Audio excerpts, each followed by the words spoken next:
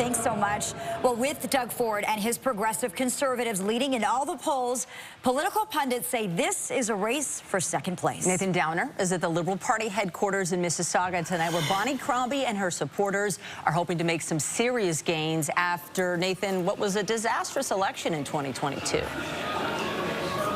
Yeah, last election, they only won 8 seats. They had 9 at dissolution, so they're hoping to make gains and at least get to official party status. I'll just show you the room that we're in. They're setting things up.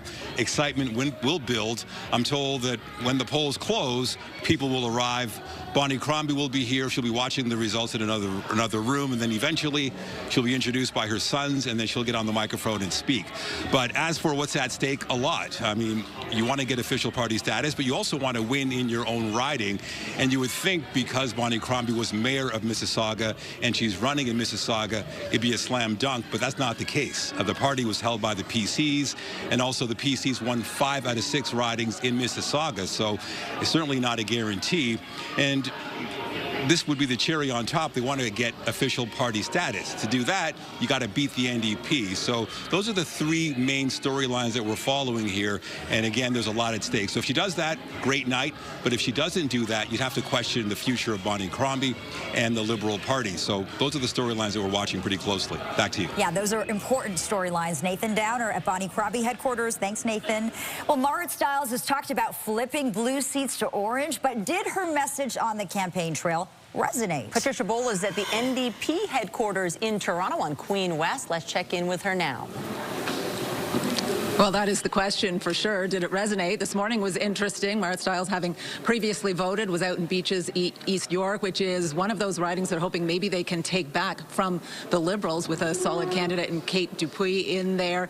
But there is concern, of course, that there is movement in the other direction, and there may be a strategy question around that. Was there too much of that targeting of blue ridings? We will see how that plays out tonight, given that this could potentially be a real bounce-back year for the Liberals, with official opposition status obviously on the line. Now, the team here is very optimistic that the message of affordability has found its way through, along with education, big spending on healthcare, and doctors being a message that Stiles has gone back to many, many times, but acknowledging what an interesting climate this has all played out in a very different year in terms of this 1-month winter election with international issues creeping in at every turn. So whether it resonated enough to have the desired effect and allow them to hold on to official opposition party status, we will see. People are invited in here around 8:30 tonight, just ahead of the polls closing, and the team very optimistic that it will be an upbeat evening, but it'll be very interesting to watch that race for number 2. Oh, we'll be watching. Thank you, Patricia, and we'll check back with you later tonight. Mike Schreiner and his Green Party are hoping to make gains tonight. Tony Grace is in Guelph at that party's headquarters. I hear you've got the leader there, Tony. I do, Michelle and Lena. He's made a surprise appearance before he heads off to watch the results with his family. Joining me now, the leader of the Ontario Green Party, Mike Schreiner. It's great to have you with us. My pleasure, Tony. So the Green Party obviously has 2 seats right now, but a lot of people will remember for a while it was your lone seat in the legislature. Then you won that by-election in Kitchener in 2023. What kind of momentum does that give you heading into this election, and what's the best possible outcome here? Well, you know what? We doubled our caucus since the last election, and we want to continue to grow the caucus. Matt Richter almost won in Parry Sound Muskoka in the last election. We want to get him across the finish line this time. And we're also looking at some ridings like Wellington, Halton Hills, and Bruce Grey and Sound. Rural ridings where people feel abandoned by a premier wasting so much money in Toronto while they're struggling to find homes they can afford, access health care, kids are learning in overcrowded classrooms, and people just want to protect our farmland and the places we love in Ontario. So 2 seats, a lot of talk about potentially a third. What would that mean, a third seat? Well, doubling our caucus and then growing it by another 50% would just show there's momentum for the Ontario Greens message, our way of doing politics, our vision for the province. Mike Schreiner, thank you very much. Thank you. That's the leader of the Ontario Green Party, Mike Schreiner. As mentioned, heading into this election campaign, 2 seats, including one that they picked up in a by-election just down the road in Kitchener Centre, hoping to hold on to that one. And Mike Schreiner obviously hoping to hold on to his Guelph seat, with eyeing up that possible Parry Sound Muskoka candidate, Matt Richter, as well. So we're watching things here at the Delta Conference Centre in Guelph For now, Michelle and Lena, I'll send things back over to you. Tony, thanks so much for this. Let's go over to CTV's chief political correspondent, Vashi Capellos, now to introduce you to our election night panel. Vashi. Hi, Lena. I'm so happy to be here with you on this, and Michelle, on this really potentially historic night and such an important political moment. And I'm joined by three of the greatest political minds to unpack it all. Sabrina Nanji is a journalist and founder of the Queen's Park Observer. Bill Carroll is host of The Morning Rush with Bill Carroll on CFRA. And John Morris, host of More in the Morning on News Talk 1010. Very quick, one thing, Sabrina, you're looking for tonight. Just one. I'm going to be paying attention to the race for second place. You know, we don't know how much of a cakewalk this is going to be for Doug Ford, but I think I'm interested to see if Bonnie Cromby can get, recognized party status. Can she win her own seat? And will the NDP be able to hang on to official opposition? Bill, is it a race for second place? I'm just surprised to hear there's a provincial election going on because, listen, this is where your bread is buttered. I love provincial politics, healthcare, education, all the important stuff. No one is talking about it because the most important politician in the country and in the province right now, his name is Donald Trump. John? I'm watching definitely for second place, but also the seat count. I think it's going to matter. Let's face it, the Tories are going to take this, but by how many seats? And if he loses any seats, is that damaging? Good question. All right, Lena, I'll send it back to you. All right. Thank you so much. You're watching CTV Ontario Election 2025. Stay with us. Our special coverage continues. You know, retirement doesn't have to mean giving something up. It should mean living life on your own terms. Well, thankfully, if you're a Canadian homeowner, age 55 and better, you can access some of your home's value in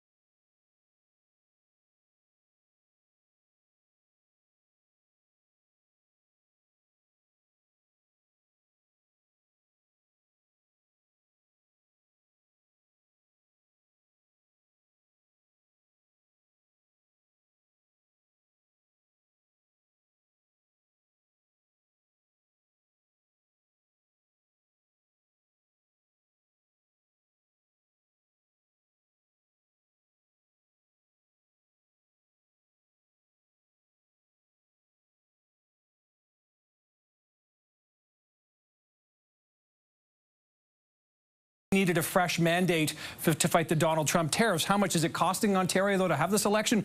$189 million.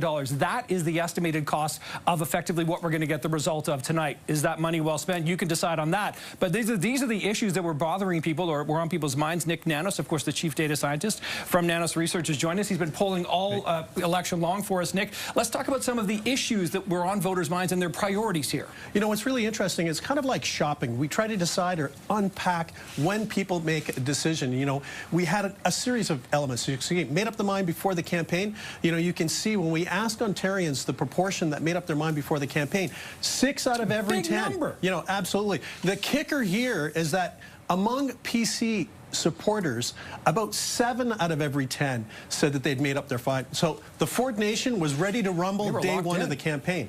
But you can see, in terms of leaning one way, open to change, 29%. This is the wild card today. You know, people who are probably thinking about voting for one particular party or another, but said, you know what, I'm going to wait till the very end and maybe change my mind. So 29%, big number.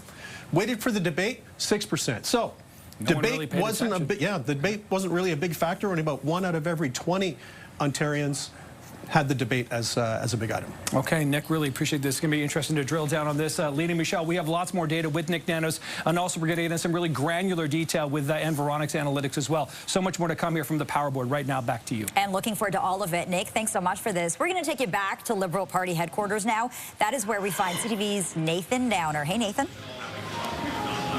Hey, Lena, I've got Taylor Deasley with me. She is the campaign spokesperson for Bonnie Cromby. We're just waiting for the results. It's almost like waiting for a verdict in a way. What's it like for you just waiting, the anticipation? I think we're all very excited to see the result tonight. It's pretty exciting. It's been a short campaign, but we've covered a lot of ground. We've spoken to a lot of voters. And so we're all very eager to see the result tonight, and we feel confident, and we're feeling good about where we are right now. Good. And what would you say would be a successful night? What would mark that? I think winning would probably be considered a successful night, but I think if we're thinking about the successes that we've had so far, we have successfully defined this race as a Bonnie versus Doug race. And that is no small feat. It's been a big, a lot of challenges to overcome in terms of there's all the attention is going to the south of the border right now. And then you've got the federal Liberal leadership race going on at the same time. It's a really crowded media space. It's really hard to break through. And so for us to really resonate with voters in such a short period of time and define ourselves as the alternative to Doug Ford was a big win for us. Right, and it was a snap election, not a lot of time. How do you think you did in Mississauga? We're feeling very confident about how we've done in Mississauga. I mean, Bonnie's been living in Mississauga for decades. She was the mayor for almost 10 years. She won 3 straight majorities, so we feel very confident. We have a lot of people on the ground right now that have been pulling vote all week, all month, that are actively organizing to knock on as many doors as possible. So we're feeling very confident about the result tonight. All right, thank you, Taylor. Of course, there's a lot at stake tonight. Bonnie Cromby will be speaking to the audience a little bit later. That'll be probably in a few hours. Back to you. Thank you, Nathan. The Liberal Party, no doubt, has been busy over the past 28 days. All right, stay with us as we continue to bring you live special coverage of the 2025 Ontario election. Lots more to come. We'll be right back. Being a dad and granddad means ensuring I've got all the tools to make the right choice. And now I'm in my 50s. That's more important than ever. That's why I'm choosing to look after my family, just in case. Welcome to Seniors Choice, the #1 direct choice for Canadians over 50. How can I help? Hi, I'd like a quick quote for Canadian seniors life insurance, please. If you're a Canadian resident age 50 to 80, you can choose the right amount of coverage for you and your family up to $250,000. That kind of money would help a lot. You can choose to apply over the phone now in just a few minutes with no medicals or blood tests needed, only a few health and lifestyle questions. Okay, great. Depending on the coverage you choose, it could be as little as $17.02 a month. That's just 56 cents a day. That's less than I thought. And that money could help cover my funeral costs, settle debts, or help my wife with retirement planning. I'll do it. Now that's done, I can get on with something much more interesting. To get a free, no-obligation quote, call one of our trusted insurance advisors today at 1-844-808.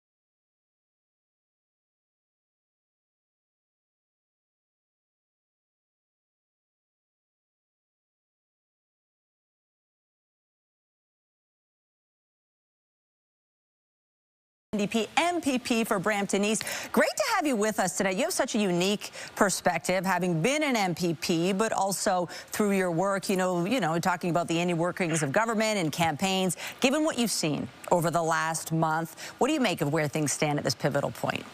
This has been a really interesting election cycle. And by that, I mean, look at the context in which we're in right now. We have a snap election called. We have these threats of economic attacks from Trump, our American, what's supposed to be our friend to the south. And all of this is the backdrop of this election. But I think what we've seen the NDP do really successfully under the leadership of Marit Stiles is really push and hold this, the majority government that is now seeking re-election along with everyone else, but hold the Conservatives to account on other issues that really impact people every single day. 2.5 million Ontarians without a doctor, crumbling schools, affordability issues. They really pushed this forward. So it's been a really unique election. We're all going to see it come to fruition and culmination in just a couple of hours now. I know, Gerton. The countdown is on.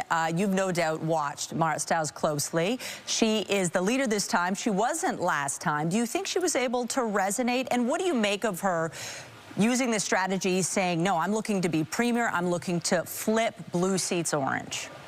Well, you got to fight to win. And that's the whole mantra of politics, right? You can't just, run an election for the sake of running an election. But beyond that, knowing Marit, having been a colleague of hers when I was an MPP, I know she's really deeply concerned and connected to Ontarians across the board.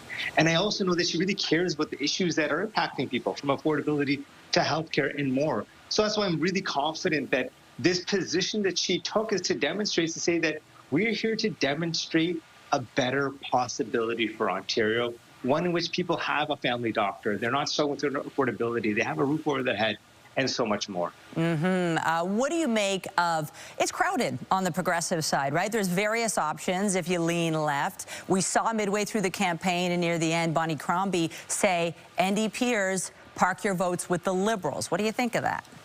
I think it demonstrates how the Liberals in this election really were just kind of, running it to try to regain a party status, to try to build back their party, and really at the cost of the NDP. That's their strategy. They're not going after Ford, they're going after the NDP. While for the NDP, they kept their eye on the prize. They're focused on defeating this Ford government and showing Ontarians that a better government is possible, that it's not mired, a government that's not mired with corruption, a government that's focused on investing in healthcare, education, and working to make sure your lives are affordable.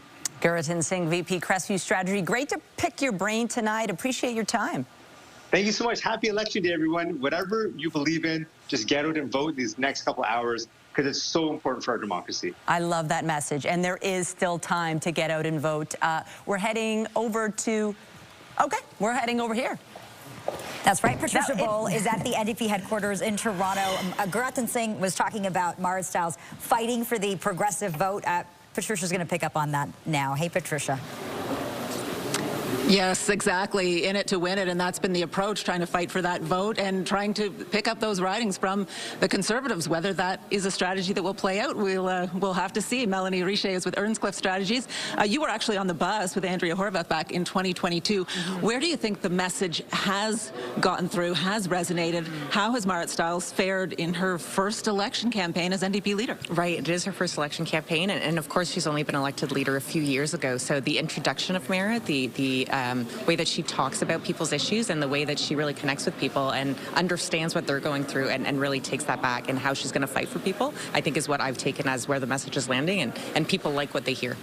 And people have found her likable and found that she did very well in the debate, but this is such a crowded environment right now, and tariffs has been just hijacking everything else. Did she respond to that in time or in the right way? Right. I think people are focused on obviously what President Trump is saying, but I think they're also worried about what happens when he inevitably, hard word, does what he wants to do. And I think the what next, how do you help people when that happens, I think is a good spot where Marit was able to deliver a message. And I think people understood that when this does happen, somebody like Marit is good to have your back. We have to go, but they're going to hold on to official opposition status tonight? I'm thinking so, yeah, for sure. Okay. If not, getting the premier seat for sure. That's the other option. We'll send it back to the desk. All right. Patricia, thanks so much for this. This is CTV Ontario Election 2025. More live coverage is coming up next. Winter.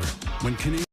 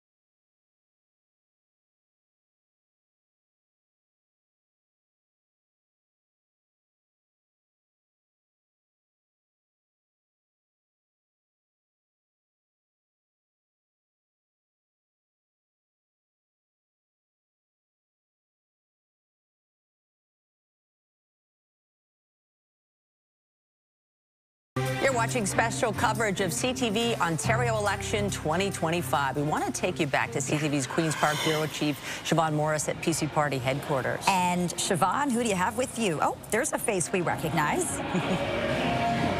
You know this guy. This is Scott Reid, CTV political analyst. Scott, you've been watching this race really carefully. How big do you expect this win to be for the Progressive Conservatives tonight? Monster big, SUV size big, like Yukon, not Toyota. Really big, okay? I think that Doug Ford could easily top 90 seats tonight. He's going to probably outdraw his last election victory. And if you think about it, it's a rare thing to have somebody run in 3 elections in a row, not only win majority governments in each, but increase the size of the majority. So we're looking at a very durable, very successful political operation here. It's a machine that others are going to think to themselves, one for the ages. Why do you think he's been able to be in a position to grow his majority, given all the scandals that we know have unfolded over the last few years? So I think it has to do with the way that they have built and then fed his brand. He is a guy who's dedicated to 2 or 3 issues, middle class, working on the economy, going to protect those jobs, going to protect industry. And now, of course, with Trump and tariffs, he's had an issue set that lends itself perfectly to that brand. So they have been smart enough to keep him away from stray issues that take him off topic.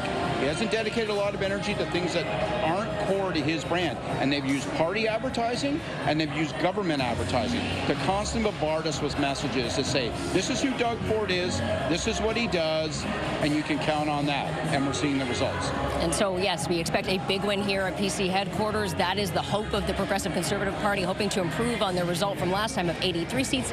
We'll see if it happens. I'll send it back to you. All right, the PCs are looking for another majority. Siobhan and Scott Reid, thanks so much for this. We have just an hour and a half until the polls close. There's still time to go vote, and you can keep watching us on your phone. This is CTV Ontario Election 2025. More live coverage is coming up next.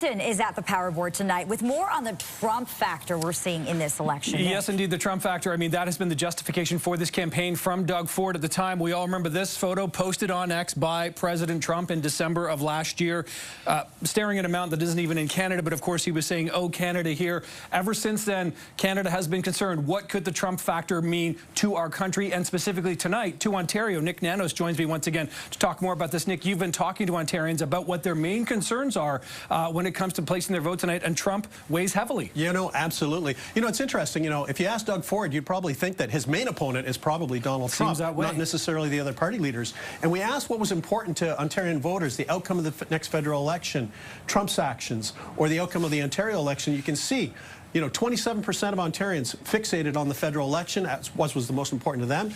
On the President Trump's actions, 19%. The outcome of the Ontario election, this might surprise you, 6%. That is low. Pretty low. I think one of the reasons why that's low is because these top two items, Trump and the federal election, are big unknowns, uncertainties. That's why they have that fixation. While for the Ontario election, it looked like, you know, Ford had the advantage from the beginning, but you can see all equal, about 45%. So a lot of people concerned about that. But then there's also really interesting, Nick, a real gender breakdown in terms of where men and women fall on this. Yeah, you know, when we ask and break out men and women on all of these different variables, you know, you can see some differences, you know, on the outcome of the next federal election. You know, when we ask men and women on both of those factors, you know, you can see men are more focused on the federal election than women. On the Trump front, you know, pretty well equal, factoring the margin of error for the survey. The outcome of the federal election, you know, fairly similar numbers, absolutely similar numbers, 27. But here's where the numbers pop, where all these are equal. 53% of women say all of these are equal, 37% of men. What does this tell us? Women have the big picture view, much more so than men, when it comes to a lot of these political issues. And I know most men were sort of locked in on their vote even well ahead of tonight, or well ahead of even the election, right? Yep. Yeah. Okay. So that's part of the Trump factor. We're going to be talking a lot about Trump, border communities, and the potential impact all night long. Lena, Michelle, remember this picture. That plays a big part of tonight. That feels like so long ago now. Nick Dixon live at the power board. Thanks, Nick. Let's check in with our election night panel. CTV's chief political correspondent, Vashti Capello's leading that discussion. Let me pick up on what Nick was talking about there, Vashti. You know, so much has been said about why this election was called. Does this feel like a referendum on Doug Ford's leadership, or is it a referendum on Donald Trump's tariffs? I think it's a little bit of both, but certainly informed, Lena, by Donald Trump's tariffs, and in particular the threat that poses. I'm here with John Moore, Bill Carroll, and Sabrina Nanji, and I'll pick up on that point because we were listening, John, earlier to the spokesperson for the Liberal Party tell Nathan that, you know, they thought they had created a ballot question of Bonnie versus Doug. I think Doug Ford would say it's Ford versus Trump. What do you think is true? You know what? I think it is very much a referendum on Doug Ford's 7 years in office. And Bonnie Cromby was quite effective, actually, in picking away at all the things that he actually got wrong. But I also think when it comes down to, is it a ballot question, the tariffs? I'm not convinced. I think it's more, is Doug Ford the right guy to deal with Ford? Yes? Okay, now let's keep moving. Yeah, Bill, your thoughts on, like, whether or not I don't know if it's the ballot box question, but what's informing all of our questions right now is the bigger picture, the threat that's posed, and ultimately, as John points out, like the way in which these leaders would navigate that threat going forward. You know, every time I saw anybody on TV, the campaign leaders, I thought to myself, you guys have never been more wrong and failed to read the room. Time to stop listening to the party strategists, put away the graphs. This was a time to feel what those of us in talk radio were feeling on the phones from day one, as soon as tariffs were mentioned. I mean, they're talking about healthcare, normally a winning issue, right? Everyone's concerned about a lack of family doctors, but we're not thinking about healthcare in that way anymore. It's an existential question about healthcare. Will we even have healthcare? Is it actually possible that he will wage economic war against us and we will lose our country and our health care with it? Same with housing, usually a great issue. They're talking about it at the micro level. The question people are asking is, will I lose my job because of this tariffs? Can anyone afford to buy a home? So any politician who was hammering away at those things missed it entirely. Doug Ford did not. His instincts were perfect. He immediately became Captain Canada, and the minute he did, and they failed to challenge him on those grounds only, they were in big trouble. I think, Sabrina, the strategy the opposition parties thought they were employing was talk about the other stuff that matters, because if we so-called take the bait of the ballot box question that Doug Ford wants, it's feeding into essentially, you know, the narrative that he would like. The problem, as Bill points out, is that narrative is basically an existential threat to our sovereignty, among a whole other things, our economic livelihood. So it's hard to punch through otherwise. Yeah, I think you're right. And it was also hard when, you know, everyone was talking about healthcare or housing, that Doug Ford kept bringing that back to the economy, right? And so he was really just sticking to his message. And, you know, that's obviously worked out in his favor. But I think he's also gotten lucky, too. I mean, even Trump himself has been bringing up tariffs like every other day, keeping this issue alive, front and center in the headlines. And it's really just sucked up all the oxygen in the room, making it difficult for people like Marit Stiles and Bonnie Cromby to get their message out there. But I do think that it was lucky, because we saw in 1990, you know, David Peterson then called a snap election. It backfired on him and he got punished. And it seems like the complete opposite is happening for Doug Ford and the Conservatives right now. But it could have gone the other way, because look how it's backfired on the federal Conservatives. What a that could have happened to Doug there. Ford as well. Yeah. And yet it didn't. So what's the difference? John, quick last word to you. Yeah, one of the things I'm finding interesting about the programming up until 9 o'clock when we get the results is every time we talk to a representative for the parties, they're all winning. It's kind of like radio. We're all #1. Right, right. Probably not going to be the case. That comes to a crashing end in about, where's the countdown clock? 80 minutes time, something like that. Lena and Michelle, back to you. Well, when we talk about the concerns or the actions of our friends below the border, I think this is the perfect time to take you to the border, the town of Fort Erie, where Sija Liu is taking the temperature of residents there tonight. Lena, Michelle, when I talk to the people here in the Niagara region, they say there are many pressing issues when it comes to this election, but there is one that takes center stage, and that is Donald Trump's tariff threat on Canadian imports. The Greater Niagara Region Chamber of Commerce, about 30,000 people in the region work in the export-related business. That is about 11 to 12% of the workforce. Over 600 businesses export into the U.S. And when it comes to the tariffs, they're estimating that it could cost the average family, Canadian family, over $1,900 a year. And when you're in a border community like the Niagara region, that number could be even more. So when you take all of that into consideration, I asked voters in Fort Erie today, how much is the threat of tariffs on their mind when they are heading to the ballot box? Take a listen to what they had to say. Tariffs are a big issue, being a border town. And my age group has different concerns than the up-and-comings, but I'm just going to go vote and do what I can, I guess. Now, the Niagara region has traditionally leaned orange. In the last election in 2022, out of the 4 ridings, 3 voted NDP. Now, in this election, we know that PC leader Doug Ford has really framed the tariff threat as his central campaign issue, pitching himself as the only leader that can protect Ontario from the threat of tariffs. So, Alina, Michelle, the big question is, will that be enough to flip some seats from orange to blue tonight? Back to you. It's one of the many big questions tonight. Sija Liu live in the border town of Fort Erie. Thanks so much for this, Sija. It is election night in Ontario. Stay with us as we continue to bring you live coverage of the 2025 Ontario election. We'll be right back. I'm definitely going to miss my class.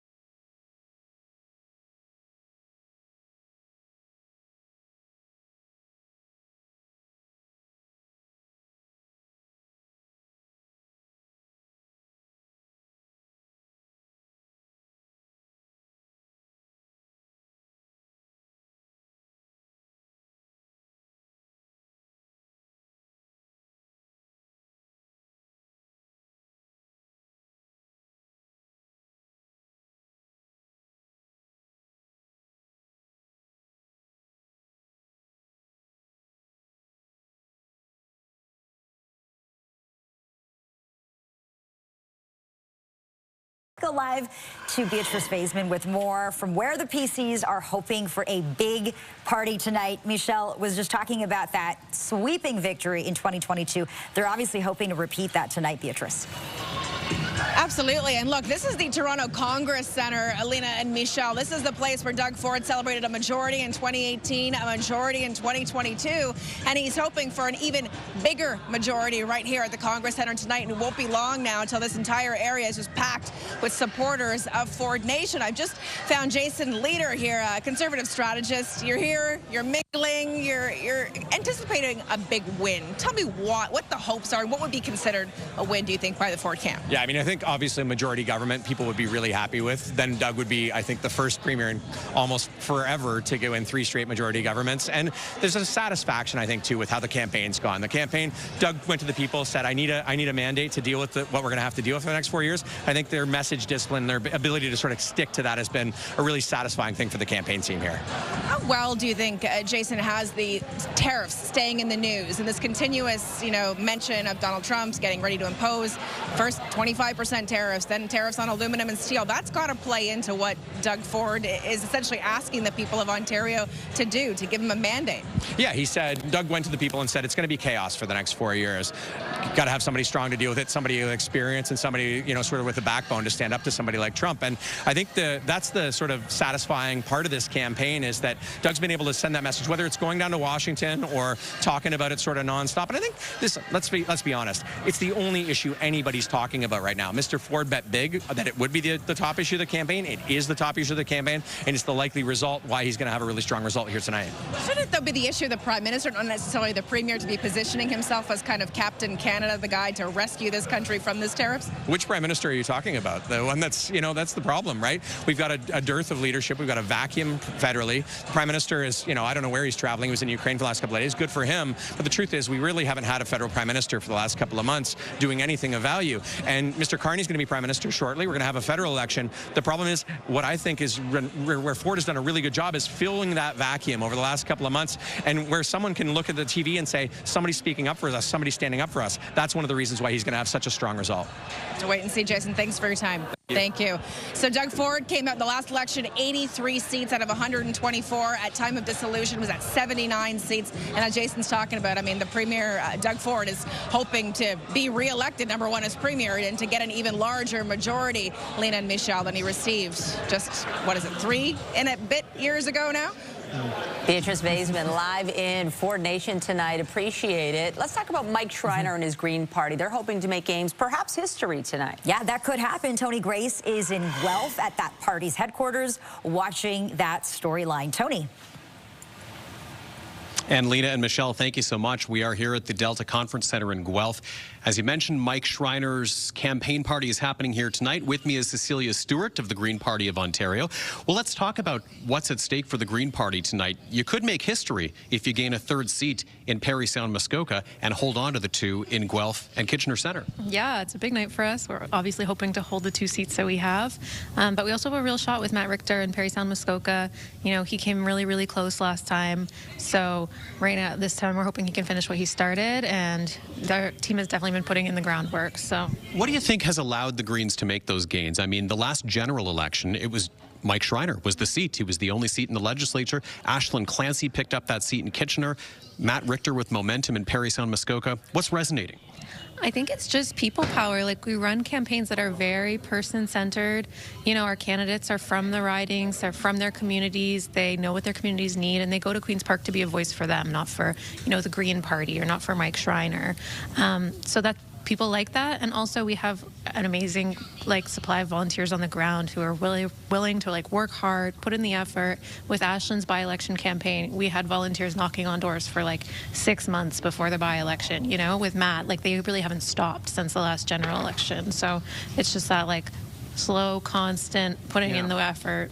And it has been steady growth. So what is the best possible outcome tonight, considering this was a snap election and you had not a lot of time to organize here? Yeah, we'd love to hold and see Matt Richter elected in Parry Sound Muskoka.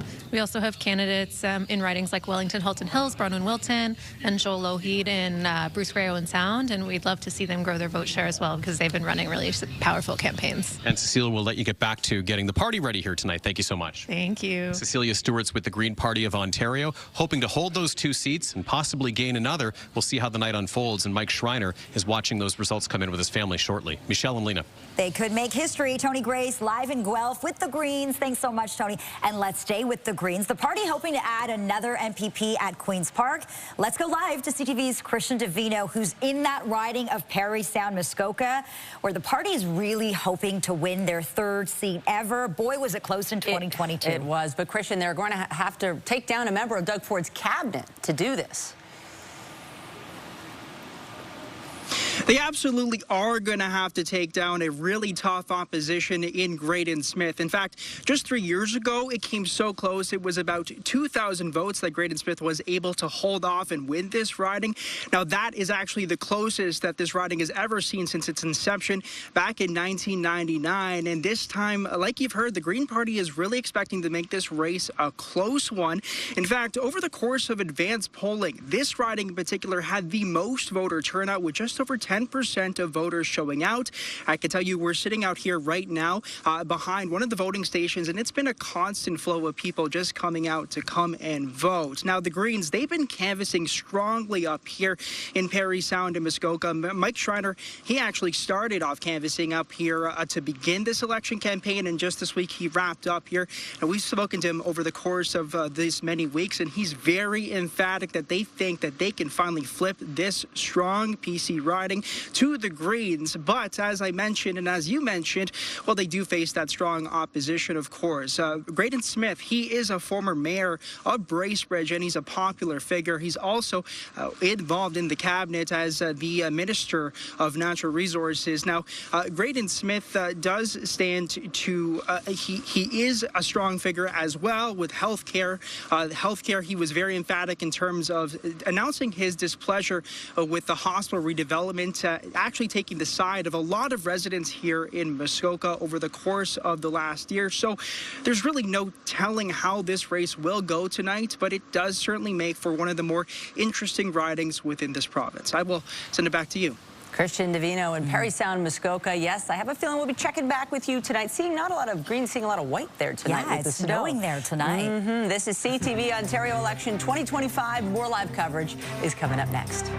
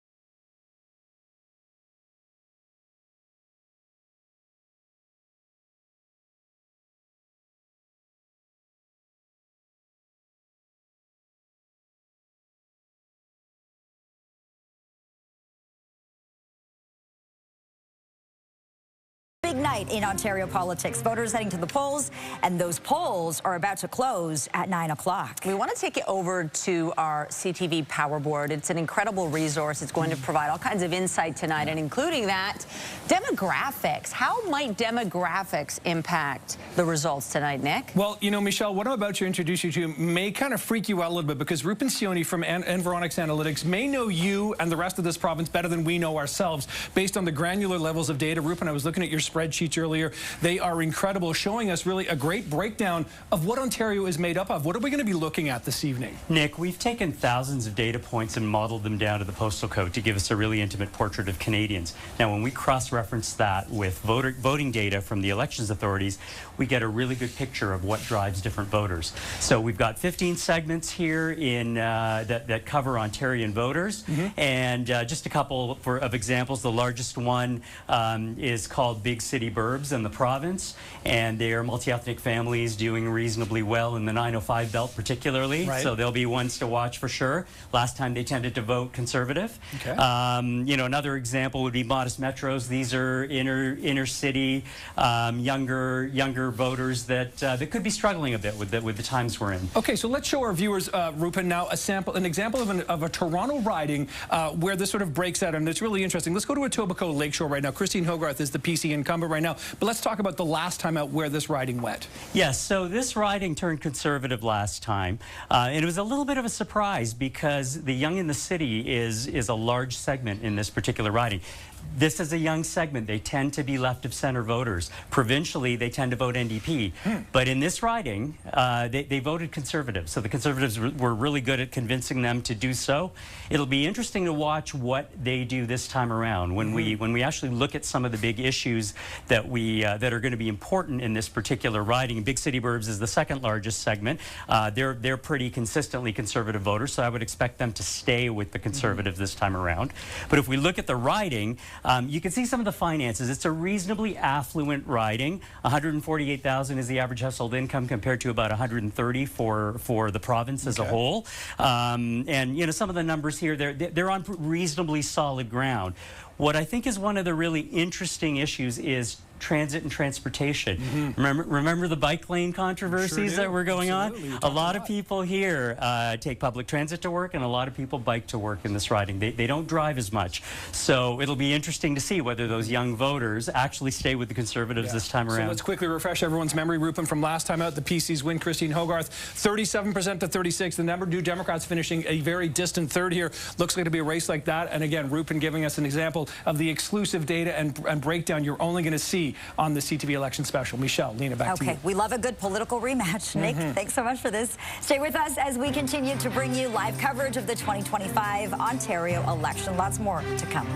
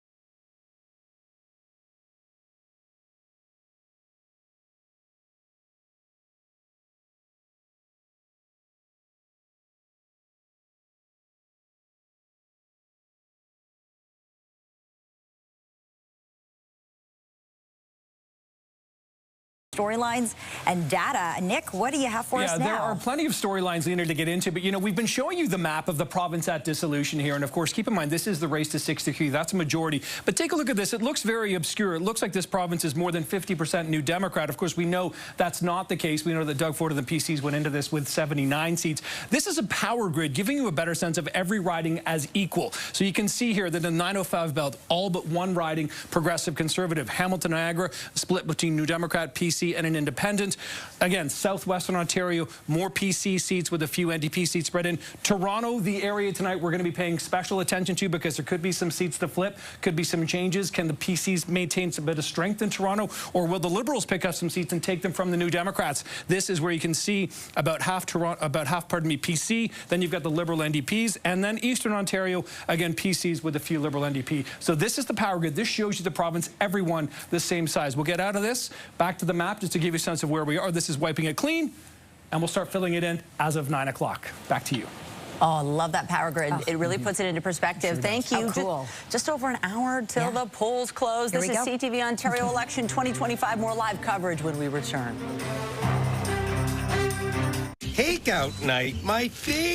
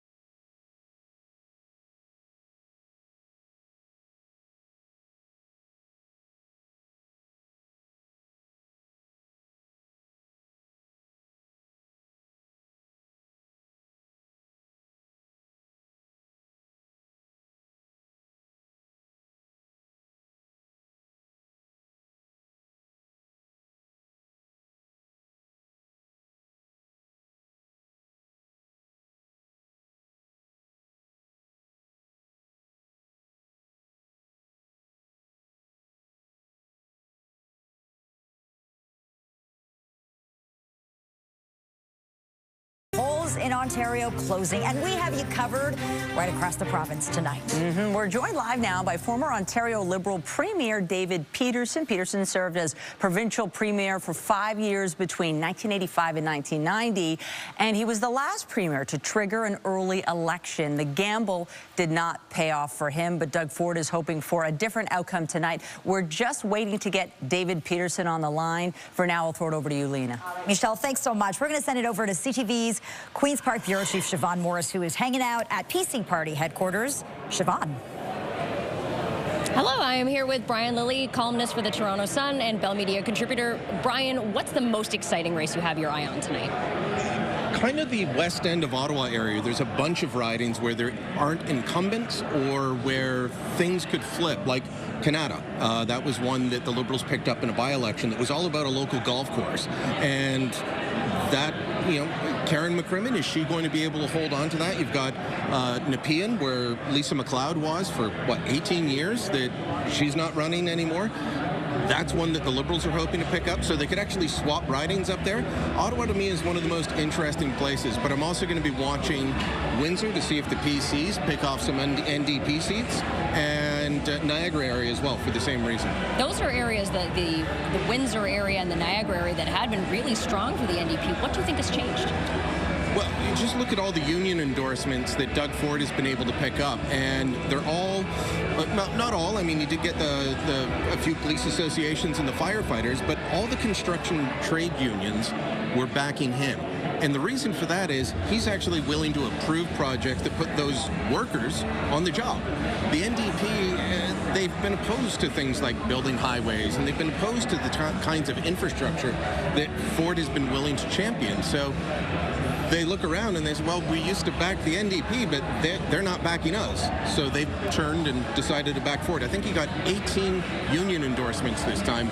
The NDP should be really worried about that. Doug Ford has faced some criticism for not being present in the Ottawa region and the capital region. Do you think that's going to stick to him this time around? During the campaign or in general? In general. In general. Look, as someone that lived in Ottawa for about 20-odd years, Ottawa always feels like they're forgotten about by Queen's Park, and that was the same when it was a guy named Dalton McGuinty, who represented Ottawa South. He was my MPP for years. Ottawa just always feels neglected by Queen's Park. So will it affect anything? Maybe in Nepean, Carleton, where Goldie Gamari was for years, that's going to stay reliably blue. As I said, they might pick up Canada, and then there's a few others up for grabs. So there's lots of interesting races to watch. I'll send it back to you, Michelle and Lena. Thank you, Siobhan. Thanks for that conversation. Over to Michelle now, who is standing by with a special guest. Yes, we are joined live by former Ontario Liberal Premier David Peterson. Peterson served as provincial premier for 5 years between 1985 and 1990. If my math is correct, it's been 35 years since you called that snap election. Here we are, Doug Ford. You don't have to draw attention to that. But I think it's so fascinating, and I think it's particularly interesting to have you on tonight. What do you make of Doug Ford's move to roll the dice? Well, Doug has cleverly exploited a set of circumstances that are very unique. I have never in my life seen politics really around the world driven by the fire hose of news coming out of Washington and one man controlling the agenda. And don't forget, this man has basically controlled the federal agenda. He's affecting Donald Trump is affecting the federal leadership race. And Doug jumped in here and tried to, and used that cleverly in some ways to his benefit. Now, you can analyze that and say, is it baloney because they went down to Washington and were treated very disrespectfully? I don't think there's any indication he has moved the yardsticks on tariffs or anything else. But he's been looking for an election. He's exploited it, and all the polls say that he's going to win tonight. Your situation back then was called opportunistic. Would you describe that? And what do you think? We don't have a crystal ball, but what are you projecting tonight? Well, the polls say that that Doug is going to win. One never knows, but there are issues here. We don't know the size of the vote yet. Doesn't look overwhelming. Looks like there's going to be a low voter turnout. You look at the situation and say, boy, politicians should be trying to encourage people to vote, not discourage them. And if you want to discourage people to vote, have a vote in the middle of winter in Ontario. So there's a lot of factors at play here. The emphasis has tended to be on, and because there's been so much news out of Washington and Ottawa around the tariff and the U.S. issue, it has trumped everything else. And the Conservatives have put tens of millions of dollars advertising in the United States, which all blows back into Ontario, and that's public money to, in a sense, to advance their agenda. So if you look at it that, you can either be a cynic or you can say it's clever. You pick your own definition of that. But they appear to have exploited a situation, and now they're going to end up having to solve some problems that are pretty serious. Mr. Peterson, as a former Liberal Premier, I have to ask you, what do you make of Bonnie Cromby's campaign and the campaign she's run? Well, Bonnie inherited a party that was in pretty bad shape. and she's come a very long way. She picked to run primarily on the healthcare issue. You'll only know the results at the end of the day. Whether people, and healthcare is in serious problems, and has by and large been avoided by the Conservatives, but it may not be the top priority now. Politics is interesting. That what a lot of times what's important today is not important to people tomorrow. So whether she picked the right issue, I don't know. I'm not smart enough to tell you the answer to that. But I think she campaigned well, and it looks like she's going to make some improvements. And then if you look at the scene here, it looks like the NDP are getting squeezed out. And it's really between the Liberals and the Conservatives, and what's going to happen is, can the Liberals make any progress? I don't know the answer to that. Well, the 20th Premier of Ontario, David Peterson, great to chat with you. Have a great night. Have fun watching the results. This is my idea of really a lot of fun. Sit back and enjoy. Appreciate it. It's been fun chatting with you. Lena, take it away. All right, Michelle, thanks so much for that. Well, many have said this is a race for second place. The Liberals, they would disagree with that statement. Let's check in with CTV's Nathan Downer. He is at Bonnie Cromby headquarters tonight, talking to party insiders. Nathan. That's right. I've got Matt Barnes joining us. He's a political strategist. He works with Bonnie Cromby on the campaign. And it was short, a snap election. Were you able to accomplish all the things that you wanted to accomplish in just, roughly a month? Yeah, I think it was a really tight campaign, but a really well-run one. I'd say that she was very clear on her message from day one, and was effective in putting that message across to Ontarians. Tariffs was a top topic, and I know Bonnie Cromby wanted a multi-party approach with Doug Ford. That didn't happen. How do you think that might have impacted the campaign? Yeah, I think every leader, including Bonnie, were very clear from day one that they all agreed on the need to support the economy in light of tariffs. It moved a lot during the course of the campaign. They're on one second, they're off the other second, as we all know. She came forward with her own plan and how it would differentiate from Ford's. And then the next day, tariffs were off. So I think it was a dynamic campaign, and by the end, we've seen the topic shift. Yes, tariffs are still a reality, but people are talking about health care. They're talking about the need for a family doctor, and they're talking about other basic issues in Ontario that the Premier has not talked about at all. Was that the main strategy for this campaign, healthcare? I think the main strategy was to talk about the basics that Doug Ford and the PCs had ignored. So healthcare was far and away the biggest issue. Bonnie was clear since November, before the campaign even started, that her #1 priority was getting people a family doctor. 2.5 million people in Ontario don't have a family doctor. So yes, the party leaders can agree on tariffs, but what they clearly don't agree on is the healthcare crisis, and Bonnie was consistent from day one that she was the person to take that on. Yeah, we'll find out if that resonates in about an hour. Thank you, Matt. Yeah, for sure. All right, Lena, back to you. All right, Nathan, thanks so much. Polls close in less than an hour. Here we go. Stay with us as we continue to bring you live coverage of the 2025 Ontario election. We'll be right back.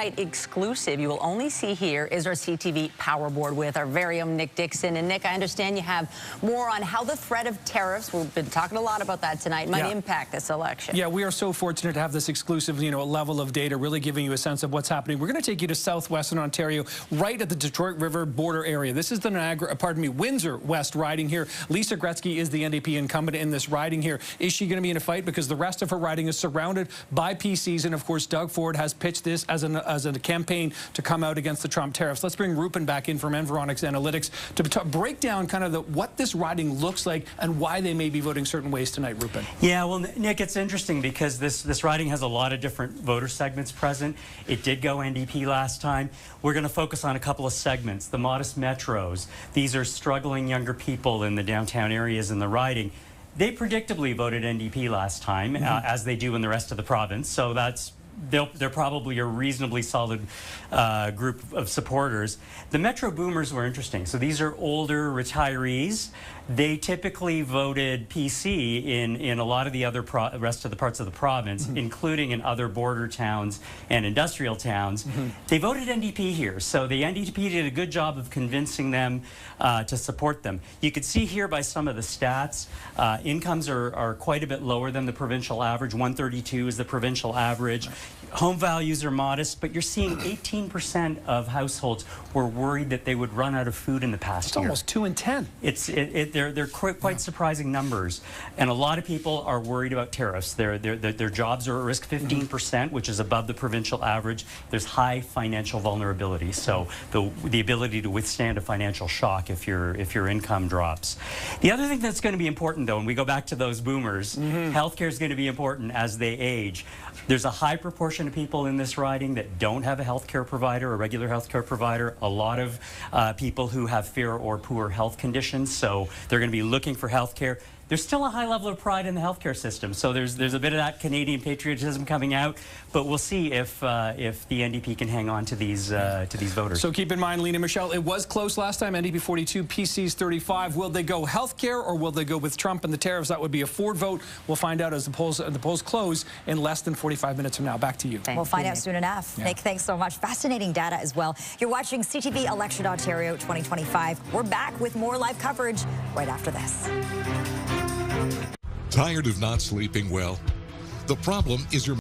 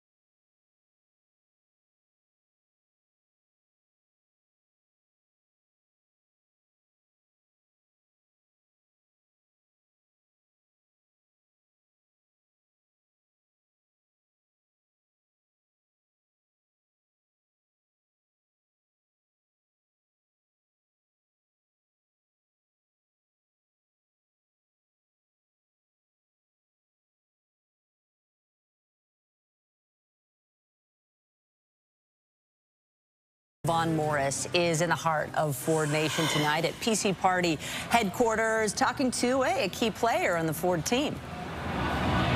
This is the man who has run this whole operation. This is a Progressive Conservative campaign manager, Corey Tonight. Corey, how did you approach this campaign?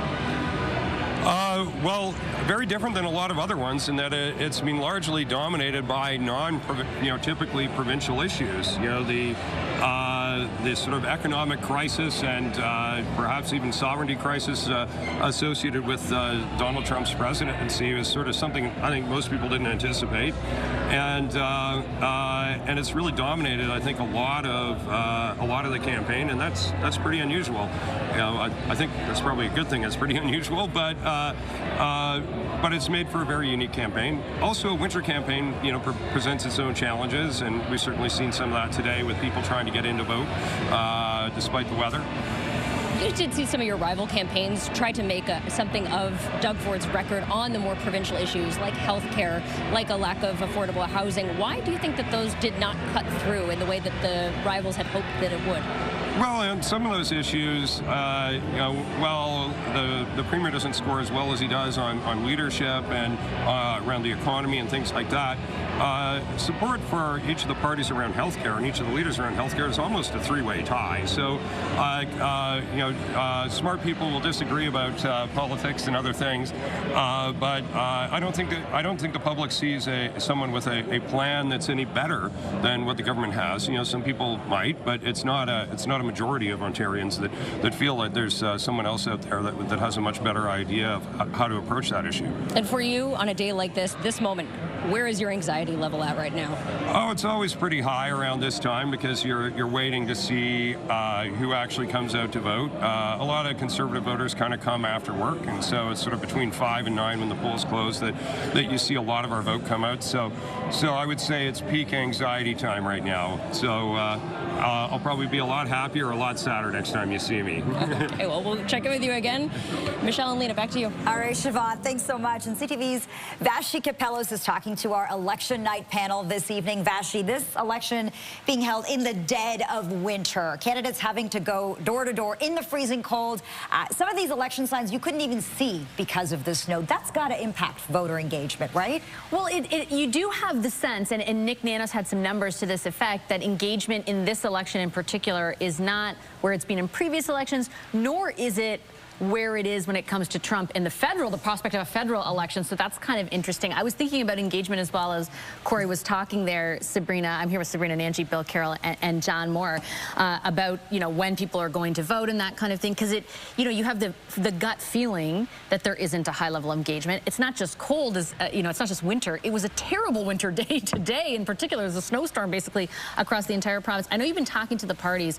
What are they telling you about what they're anticipating where turnout is concerned? Yeah, I think all parties are probably talking a big, confident game right now, but they are saying that, based on the voter IDs, that the data they're getting from Elections Ontario, that they're feeling pretty good that their voters are showing up to the polls. But it's, it's crunch time, as we heard Corey say, especially for the Conservatives. And we know that when turnout is lower, it tends to favor the status quo. But I do think that it can also be galvanizing too, right? Like when you see the Conservatives are leading and leading very, healthily in the polls, is that going to galvanize the anti-Ford vote? Is there going to be a vote split there? And so I do think that, this election has been a snap election. There's been already talk about the advanced polls, and the turnout there was about 6%, not doing so well. 2022 was the record low turnout for Ontario, so I really think getting out the vote is going to be crucial for all the parties tonight. What's your sense, Bill, of engagement and how that translates to the outcome?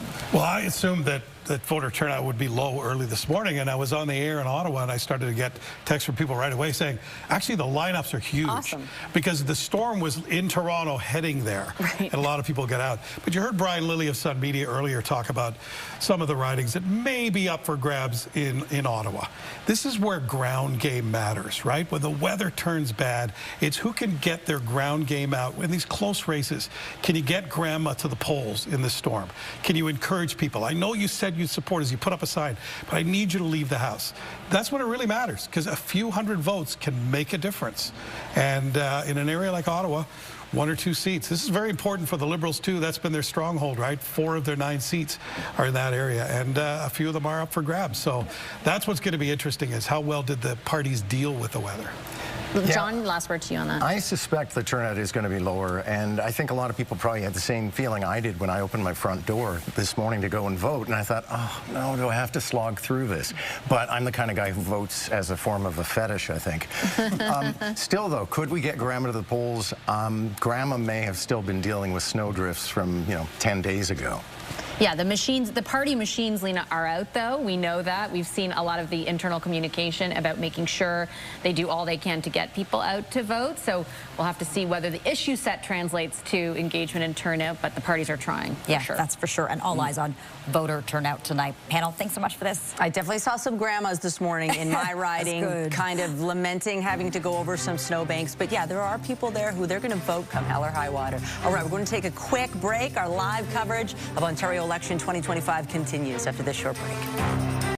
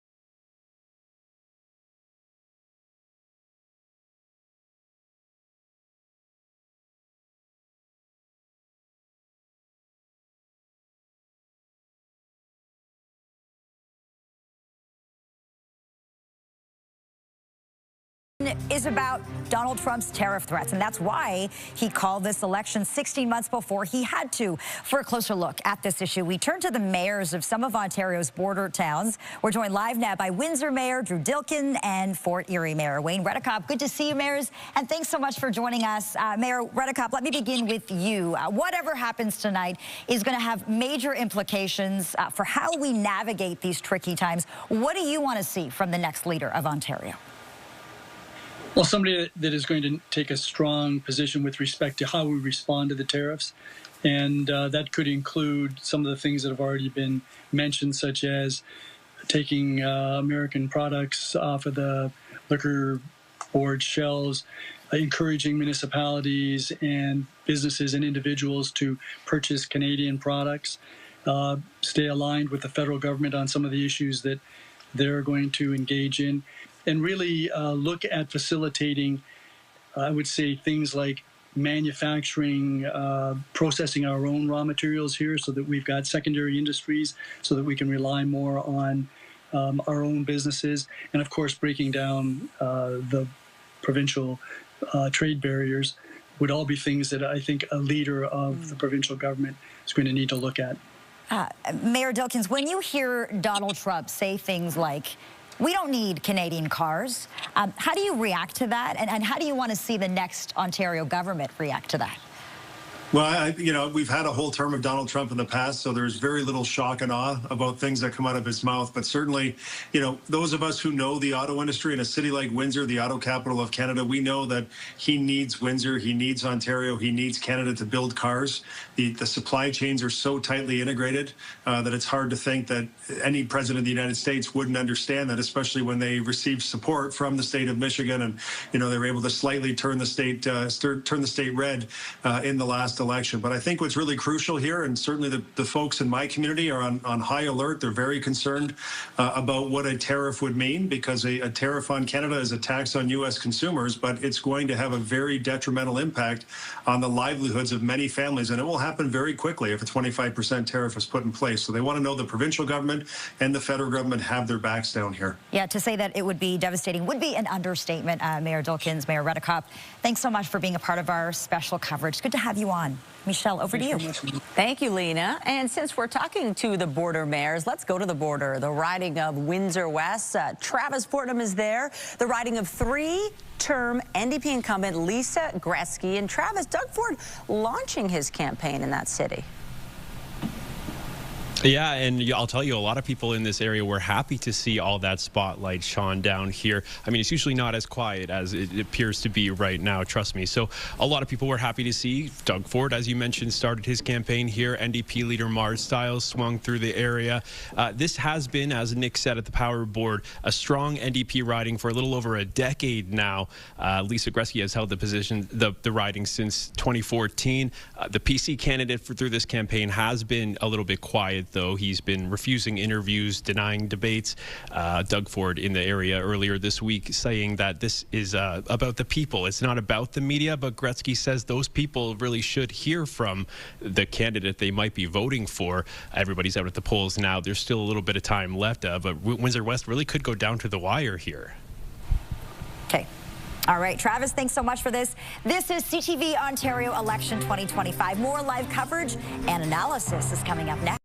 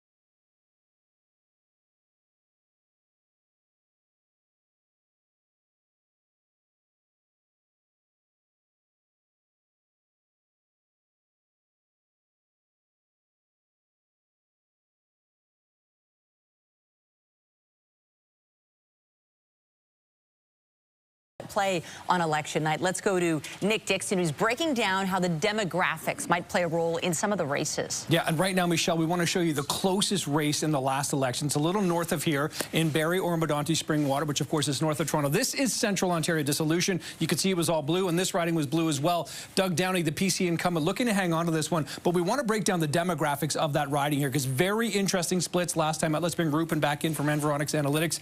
This was a nail-biter 3.5 or just over 3 years ago. At one point, yeah. Between the two parties, it was between the Conservatives and the Liberals. What we see in this riding is really the Liberals performed so well with a lot of the segments typically that would be runaway Conservative votes. So the largest segment in the riding is called Second City Suburbs. These are young families with big mortgages trying to make ends meet, but they've actually done it they're doing it on a fairly good grounding. Modest metros, this is a surprising one. They did vote Conservative in this particular riding. The Liberals did quite well, but it was a close race, and they'd be ones to watch because you would expect them typically to swing a little more left in their voting patterns. Yeah. So they hung on pretty well. In terms of affordability, this is interesting too. Yeah, they're kind of average household incomes relative to the province. House values also just slightly below average. So a lot of the financial metrics are middle class. They're very much middle of the road overall, although you see some differentiation depending on which segments you're talking about. Healthcare is an issue here. So, a fairly high number of people without a regular healthcare provider, a lot of people requiring healthcare in fair or poor health. That's above the provincial average. And pride in the healthcare system is well below the provincial average. 2/3 of Ontarians say they are proud of the healthcare system. Only 56% in this riding, and that could be, show some tension for the Conservatives. That could be interesting indeed. Yes. And again, just a reminder, 42 PCs, 41. Could they be in for a dogfight again? Doug Downey wants to hang on to for the PCs, keep that 905 belt strong for the PCs. We'll see what happens when the votes start coming in. Back to you. Yeah, former Attorney General trying to keep that seat blue. That would be a big upset, certainly. The Liberals, like all the parties, they're trying to grow their seat count big time. Let's go to Nathan Downer at Liberal headquarters in Mississauga. What's the vibe there, Nathan? Hey, Michelle, I've got Zita Stravis joining me. She's a political consultant. She worked with Bonnie Cromby, and there's a lot of talk about this being perhaps a lower turnout than even the last election. Could that benefit Bonnie Cromby, or could this be a detriment? What do you think? I think it's really hard when it's a snap election. Ontario hasn't seen a winter election in decades, right? So Ontarians aren't used to that. And it took a little while for Ontarians to tune in to what the issues were. But I do think Bonnie Cromby really focused on healthcare, really drove that message home. So we'll see what happens tonight with vote splits. Some weird things happen on certain seats. So we'll definitely take a look at a couple of those 3-4-way races and how they shake out at the end of the night. And at the end of the night, what are you hoping is the outcome? Well, I definitely think what we're going to see tonight is Bonnie Cromby increase Liberal caucus. We'll see what the final number is, but certainly we're feeling pretty good tonight. And what were some of the biggest challenges that you faced in this snap election? I think one of the biggest challenges was that we had tariffs. It's really hard to break into the media cycle with Trump, and I think the Ford campaign called the election for that very specific reason. But I do think our campaign did a really good job in putting healthcare on the forefront and getting people to really reflect on, do they want a stronger healthcare system over the next 4 years, or do they want the status quo? And as a consultant, are you saying, hey, healthcare is the #1 issue, or is this coming from feedback from voters? Where are you getting that idea? I think if you ask any Ontarian, they're worried about if they have a family doctor, when they're going to retire. Many people are still looking for family doctors. They're relying on nurse practitioners, and we see our hospitals across the province full and overflow, and that's top of mind for everybody across the province. And I think that Ontarians were really concerned about that, and that was one of the top issues we heard at the door. Yeah, for sure. Bonnie Cromby promising every Ontarian getting a family doctor in 4 years if she wins. We'll see if that happens.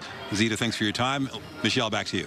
All right, Nathan, thanks so much. Nathan Downer in Peel Region. Let's stay in Peel now. The provincial government making a lot of decisions that impact municipalities. And for that reason, the mayors of Peel are watching this race very closely. For more on this, we're joined live now by Mississauga Mayor Carolyn Parrish, who replaced Bonnie Cromby after she stepped down to run for the Liberal leadership. We're also joined by Brampton's Mayor Patrick Brown. Mayor, it's good to see you, and thank you for joining us tonight.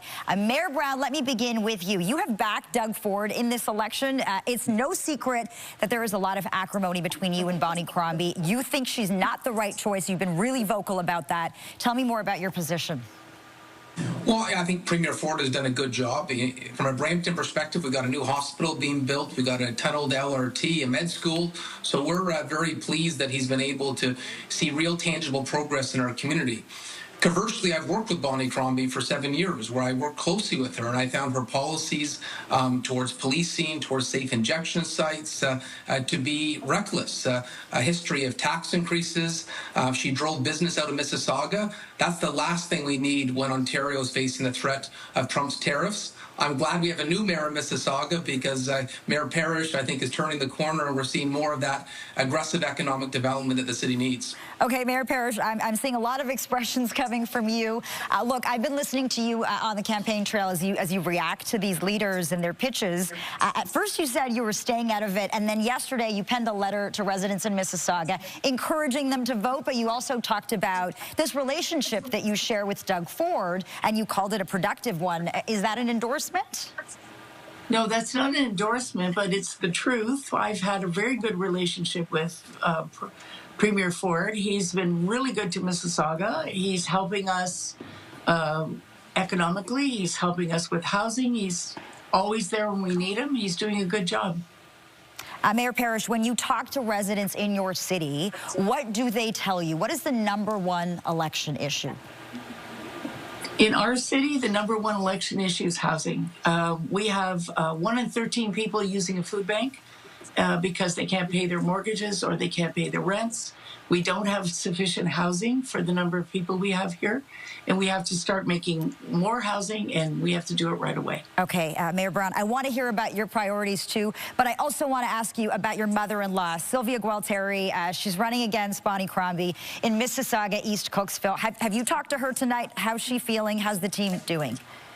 Well, I'm certainly proud of her efforts. This is the first time that she's running. I think she's certainly the underdog, but I think it's going to be a very close race. And it speaks to the fact that, you know, Bonnie Cromby has a very controversial record in Mississauga.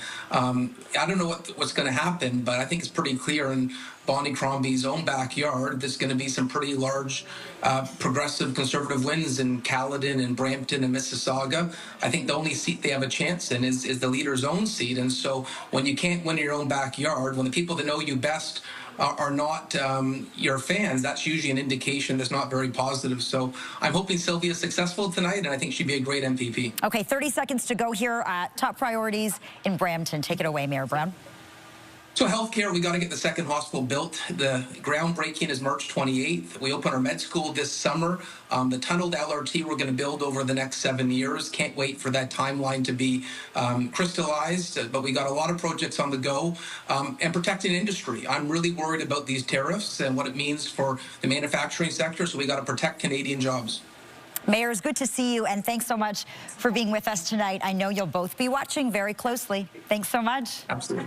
Okay, an interesting conversation, and Michelle, over to you for now. Well, let's head to the riding of Mississauga East, Cooksville tonight. Lindsay Biscaya is there, Liberal leader Bonnie Cromby, hoping to win a seat in the legislature tonight. It's hard to lead when you don't have a seat in the legislature. A lot riding on this riding, Lindsay Biscaya.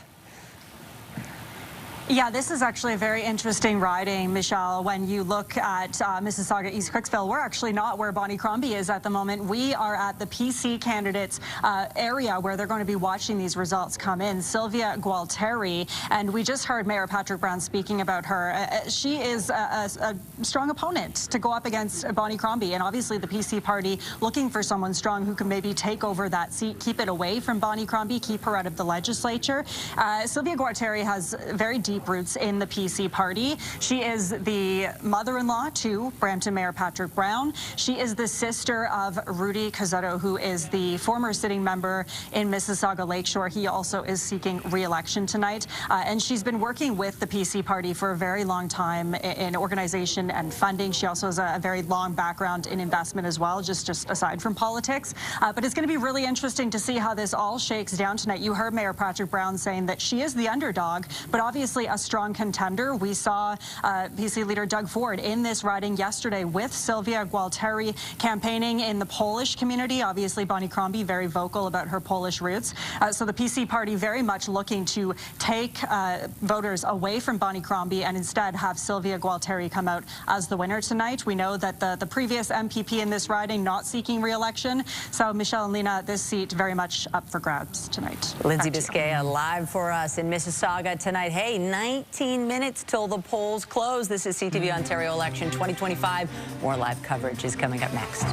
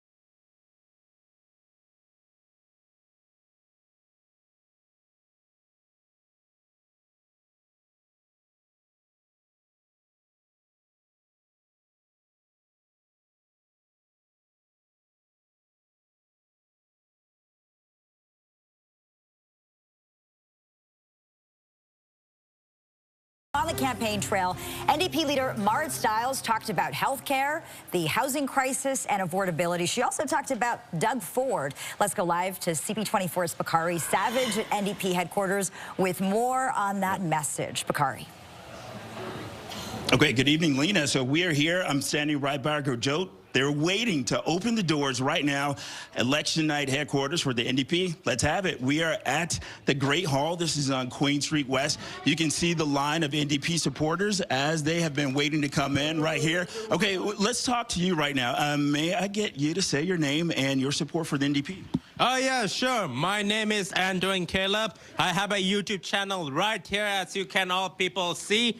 Please subscribe to my YouTube channel for more content. The reason why I voted for NDP is because I'm a big fan of NDP. And I'm going live tonight, folks. So please look out for me. And Twain Caleb, take a look at this. Bye now. Okay, thank you very much. And see, look at that energy, a lot of support here. So we have everyone else. They're waiting to come in. While we do that, we're going to start walking up the stairs here. This is Janelle Brady. She is the president of the Ontario NDP. Okay, Janelle, first off, you see these supporters, they're walking in right now. They've been waiting. What does this say to you? Well, it says there's lots of support out there. There's lots of energy and momentum for the NDP and for Marit Stiles under her leadership. Okay, so Janelle, let's continue to walk into, the election night headquarters for the NDP. So let's talk about where we have been in terms of how we got to tonight and where you were earlier today. Well, I was knocking on doors in my home riding of Humber River Black Creek, pulling the vote for Tom Rakocevic, volunteering today, just to speak with a lot of supporters, a lot of voters, and remind them to get out and vote. And that we've been experiencing a lot of that, a lot of people who are excited for a better vision for this province. And along with that, Janelle, these signs right here, they say re-elect Marit Stiles, and that is going to be the theme of tonight. So with that, sending it back to you in the studio. Bakari, feeling the excitement. Yes, close to polls closing. Appreciate it. Well, now we're joined live by Tim Hudak. He was an MPP for more than 20 years, including 5 years, you will remember, as Ontario PC leader. And after his time in office, Hudak was the CEO of the Ontario Real Estate Association. Tim, great to have you on election night. Let's talk about Doug Ford and the fact that we have watched with each election, he and his party grow his seat count, and he is poised to potentially do that tonight. What has the secret been to his success thus far? Clarity and purpose, a really strong campaign team led by a guy named Tory tonight, and I think a strong set of candidates. They've done a good job as government. They're going to be reelected. And Michelle, it's historic, right? This is the first time in Ontario's history we've had a premier elected with 3 majority governments and actually increasing the number of seats he has each and every time. I was happy to have a front row seat. I saw him in action in Washington, D.C. I think he's a guy to lead our province going forward during some pretty tough times. Well, you mentioned the trip to Washington, D.C. There's been a few during this, what is a short campaign. Do you think that helped just, get his image out there as somebody who's doing something about this tariff threat? It certainly helped in this respect. And Michelle, I'm now a partner at Council Public Affairs. We did polling, and the top issues in Ontario when we polled were healthcare, affordability, housing, jobs, and the economy. Trump and the tariff threats were number 5 on the list. But when we saw who could handle those issues better, the other 2 leaders, Bonnie Cromby and Marit Stiles, did not emerge above Doug Ford. I think the bottom line for tonight for his campaign and his success, Michelle, is when you're hitting a rough road, when things look pretty tough on the road ahead, you want experienced and strong hands at the wheel, and people will overwhelmingly say that's Premier Doug Ford. I find it so interesting what you mentioned there, because when you are in power for 7 years, there is baggage. You have a track record, and the opposition parties were certainly hammering some issues that do matter to people, like healthcare and housing. But does it matter tonight? Often we see after election campaign that media and political pundits think their job is to walk down the hill and shoot the wounded.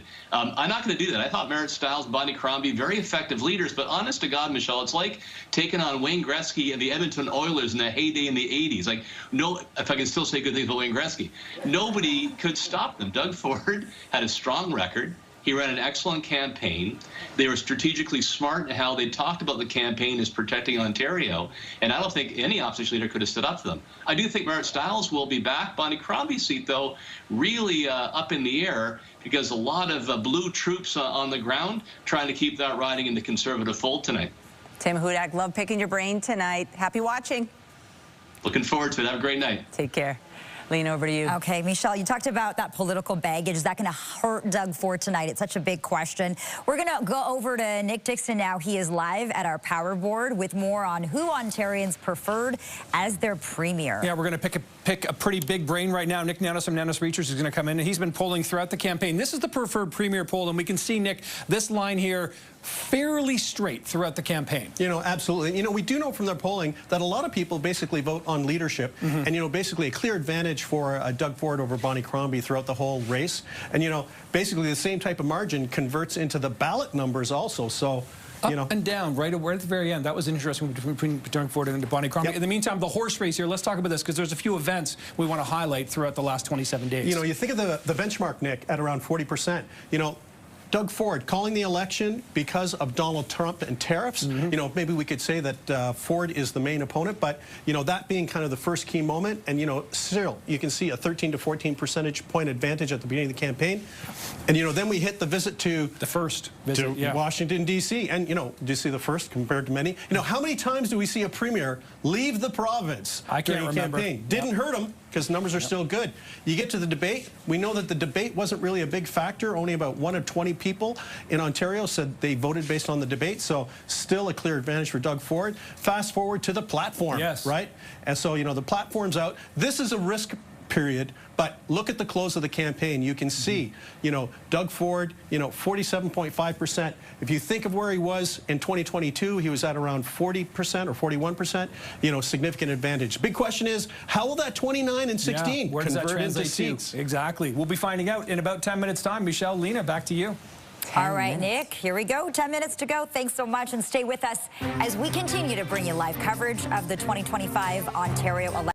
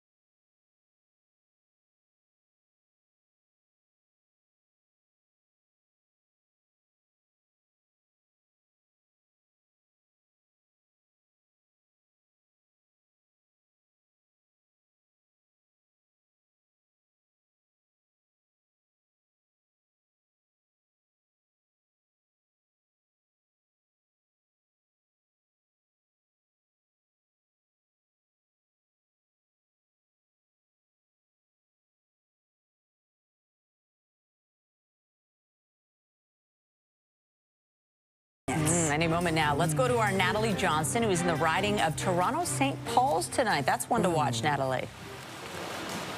Hi, Michelle. That is one to watch. I can tell you it's been a steady stream of voters heading into this polling station here all evening. It got busier around the dinner hour as people were coming home from work, and then quieter now that the rain has started. We know that the weather will likely be a factor in voter turnout in swing ridings like this, the slush and the snow.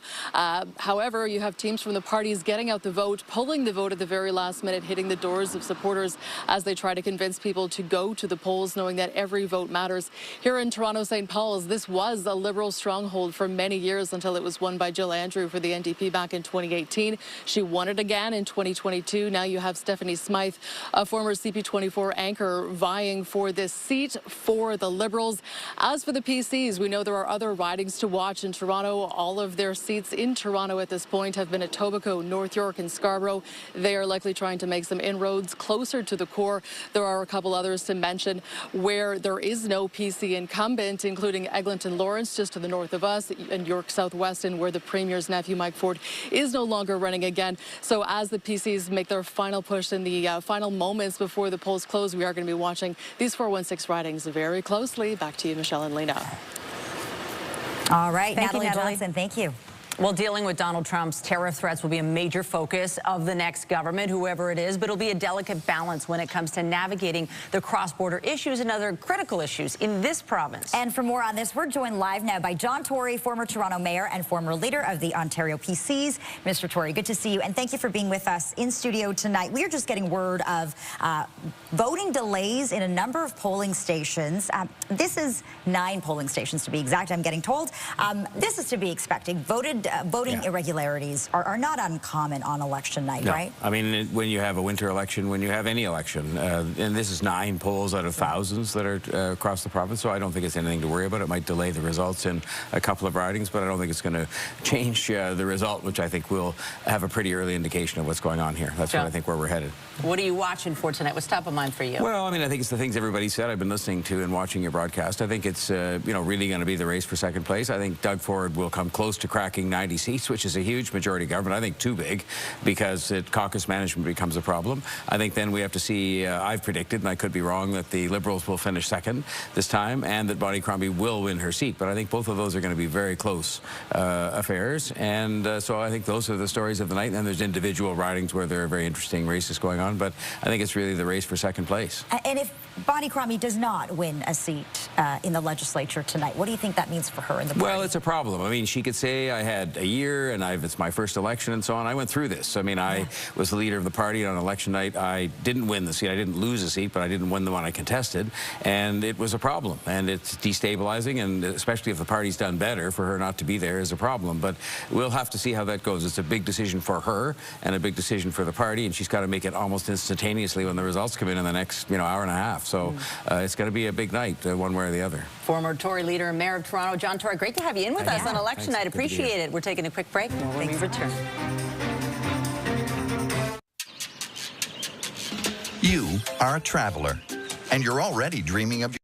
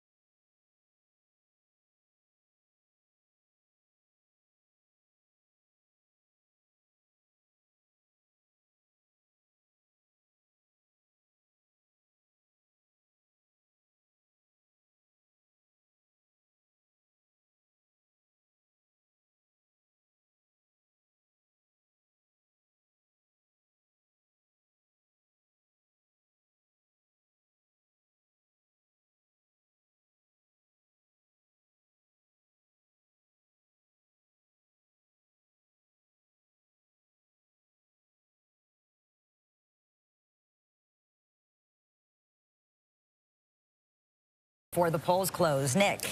Yeah, it's getting right there. It's about to get real, isn't it, Lena and Michelle? And so what we're talking about tonight, we're going to be looking at a lot of data, of course. We've talked about that. This, of course, is our map of dissolution. But what we're going to show you right now are some of the battleground ridings that we're going to be focusing on. So you can see them kind of spread out across the province. These are some of the ridings where there could be some of the closer races, maybe some seats being flipped. So let's give you some examples of what we're talking about here. So first, we're going to move to Haldimand, Norfolk. Bobby Ann Brady, an incumbent.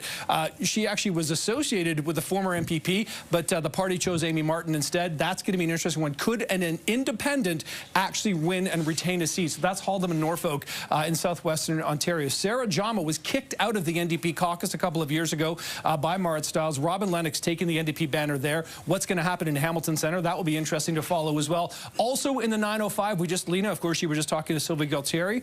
She, of course, is Patrick Brown's mother-in-law, and she is taking on Bonnie Cromby, leader of the Liberal Party. Keep in mind, Doug Ford was campaigning in that riding just yesterday.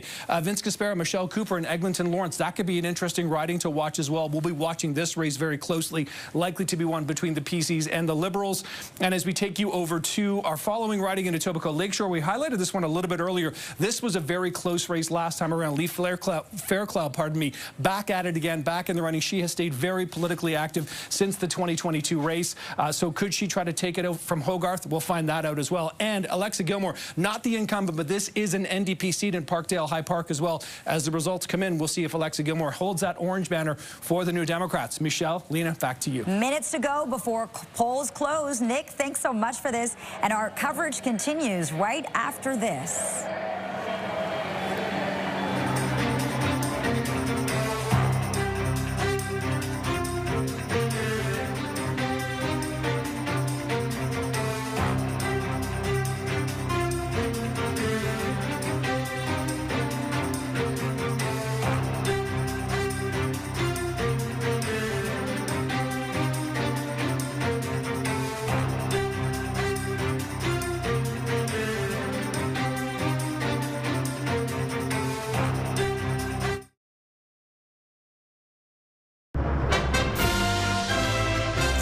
is a CTV News special presentation.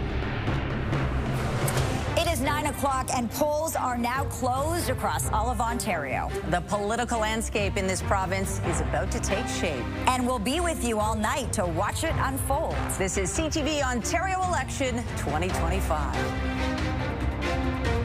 We'll do whatever it takes to protect Ontario. We fight for every single job. No new taxes and no tax increases. We think Ontario needs and deserves more green voices at Queen's Park. I hope they do whatever they say they're going to be doing. People are polarized. I'm just concerned that Canadians get help when they need it.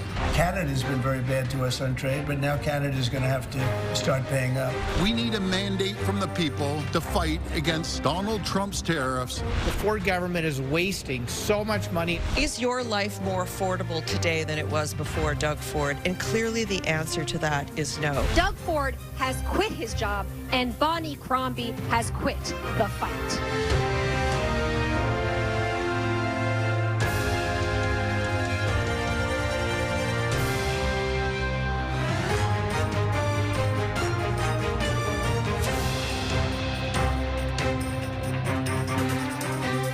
Ontario legislature dissolved less than 1 month ago, kicking off a frigid February campaign.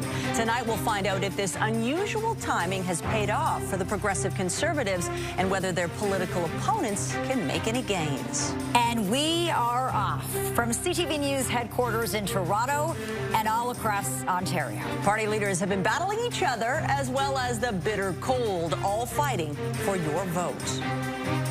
Good evening, I'm Michelle Dubé. And I'm Lena Latafat. Whether you're watching, listening, or streaming, this is the place to be. Results, reaction, along with exclusive insights and data you won't find anywhere else. We have a full team here in studio. CTV's chief political correspondent Vashi Kapelos is here alongside Sabrina Nanji, Bill Carroll, and John Moore. They're going to be following the key races and breaking down everything as the results come in. And those numbers are going to appear on the bottom of your screen. And if history is our guide, we can expect first results just moments from now. Yeah, could be very quick. We also have journalists at all the party headquarters and right across the province, tracking all the results as they come in and figuring out what those results mean for you and your family.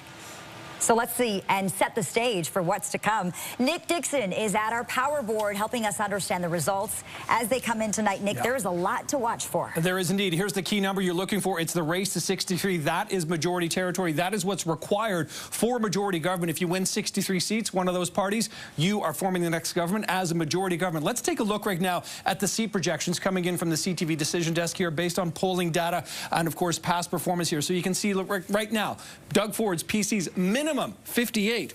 That's only 5 away from majority territory right now. The maximum at this point is 87, but as your votes are counted and as these ridings tighten up a little bit, these numbers could shift a little. Here's the interesting thing. It looks very much like Doug Ford's on his way to a win. The Liberals at a 12 minimum right now. That is what's required for full party status at Queen's Park. That's the minimum at this point right now. 36 is the maximum. It's going to be very close at this point between the New Democrats, 14, 34. This could tighten up as well. Will both parties maintain full party status? Very much looking like Doug Ford is on his way to a majority win potentially, although it could be a minimum, and then we could see what happens for the second and third place. Again, this is all what they're looking for, and as those votes come in, Michelle and Lena, this is the number to watch. Oh, we will be watching. And now that the polls have closed, guess what? The results are starting to roll in. Let's take a look at the first results of this election night in Davenport. This is NDP leader Marit Stiles riding. She is expected to win her seat there tonight. And Paulo Pereira hoping to perhaps turn the riding orange. Nick Pavlog for the PC party. Yeah, that's a pretty safe riding for the NDP. This is a pretty safe riding for the Greens. We're taking a look at Guelph now, where no surprise, Mike Schreiner has the lead there. He has about 548 votes. Robert Cool in second place, but it's looking good for the Greens there. Eglinton Lawrence is one to watch. You'll notice no incumbent here. Michelle Cooper for the PCs, Vince Gasparo for the Liberals, Leah Taiso. It's still early. We got one of 76 polls reporting a slight lead for the PCs there. Don Valley North, former Toronto City Councillor Jonathan Sow has the lead here for the Liberals. Only one poll reporting those so early. Vincent Key, you may remember him. He's running as an independent. He was kicked out of the PC caucus for allegations of Chinese election interference. We'll keep a close eye on that. Toronto Centre, Kristen Wong-Tam, a former councillor, is the NDP incumbent. This is definitely an orange riding. We'll have to wait and see how things play out as more polls roll in. Okay, let's take a look at Willowdale. Bit of a political rematch here. The incumbent, PC's Stan Show, in second place right now. Paul Segale certainly looking for a comeback. He ran in this riding before. He does appear to have the lead. Over to Don Valley East, Adil Shamji vying for a second term. He is from the medical field, holding the riding for the Liberals. Roger Gingrich hoping to perhaps turn it blue. And stand by. Guess what? We're hearing from the CTV News decision desk that a call is imminent. This campaign of winter 2025 about to reach its culmination. That was quick. Doug Ford and the Progressive Conservatives sparking an early election, banking on good polling and the threat of U.S. tariffs. His political opponents saying the whole thing was unnecessary. So, did Doug Ford's gamble pay off? We are about to find out.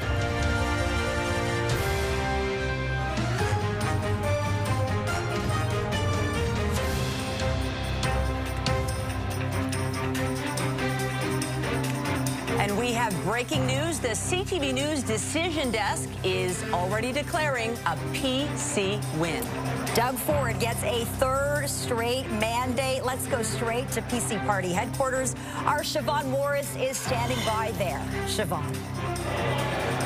Well, this certainly was an expected result in terms of a majority win. The question, of course, will be how big that majority will grow to. I spoke earlier with the campaign manager who said this was an unusual campaign, one that focused more on international affairs than provincial ones, something that we just don't see very often in Ontario. We saw political analyst Scott Reid talk about the likelihood of a monster majority here. We've seen seat projections close to 100. That would be unheard of in Ontario. Also very unusual to see a party in power this long and continue to, over a cycle of elections, grow their seat count. We are seeing just Doug Ford not be slowed down by any criticism, files that his critics think that he has mismanaged. So again, it looks like a third majority for Doug Ford. All right, Siobhan Morris live at PC Party headquarters, where there's going to be a very big celebration there again. Following breaking news, CTV News is declaring a PC victory, and we're now looking at live images coming to us from Etobicoke. The Ford family watching these results very closely tonight. Doug Ford keeping the keys to Queen's Park. He said he wanted another mandate. The question now is, will he get an even stronger mandate than the one he had in 2022? Yeah, let's turn to our panel for reaction to this. Vashi, this is not a total surprise. And now we wait, as Michelle said, for the big declaration. Is it a majority or a minority for Doug Ford? Yeah, I mean, take a moment, all of us, I think, to give Doug Ford his due, right? This is a huge historic moment, a third mandate for the Progressive Conservatives. And though, you know, it's being called very early. Vashi, stand by. You keep going, yeah. Because Here guess we what? go. Our CTV decision desk is about to make yet another call. Let's find out what it is. Take a look. And we have breaking news. CTV News is declaring a PC majority. Doug Ford not only gets a third straight mandate, he gets another majority. We're going to take you back to PC Party headquarters. Siobhan Morris following the latest reactions. And there is Doug Ford and his family reacting to these results. Siobhan.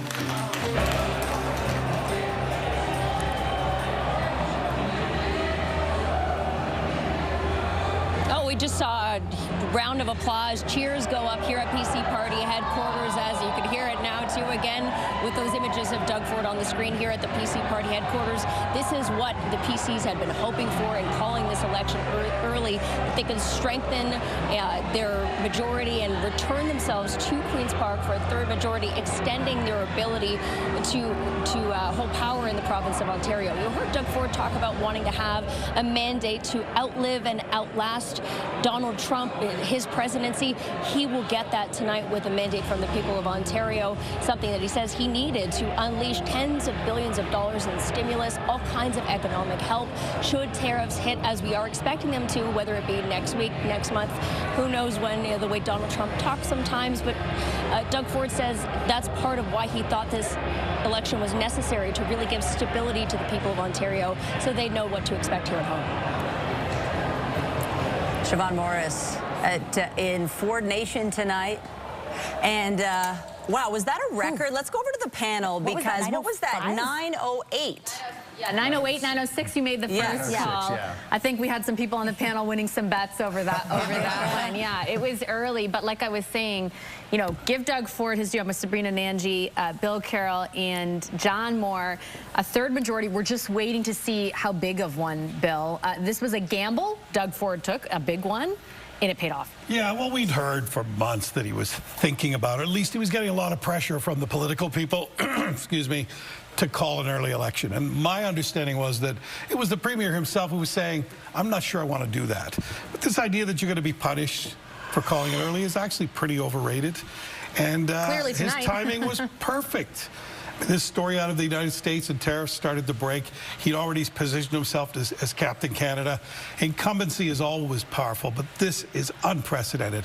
To have been the de facto prime minister in the middle of this election, I feel actually bad for anyone who had to go up against him, because they never had a chance. It was always all about him.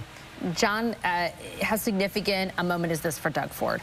Oh, very significant. I mean, first of all, as Sabrina's been observing tonight, we have the whole business of 3 back-to-back majorities and growing his caucus size in all likelihood today.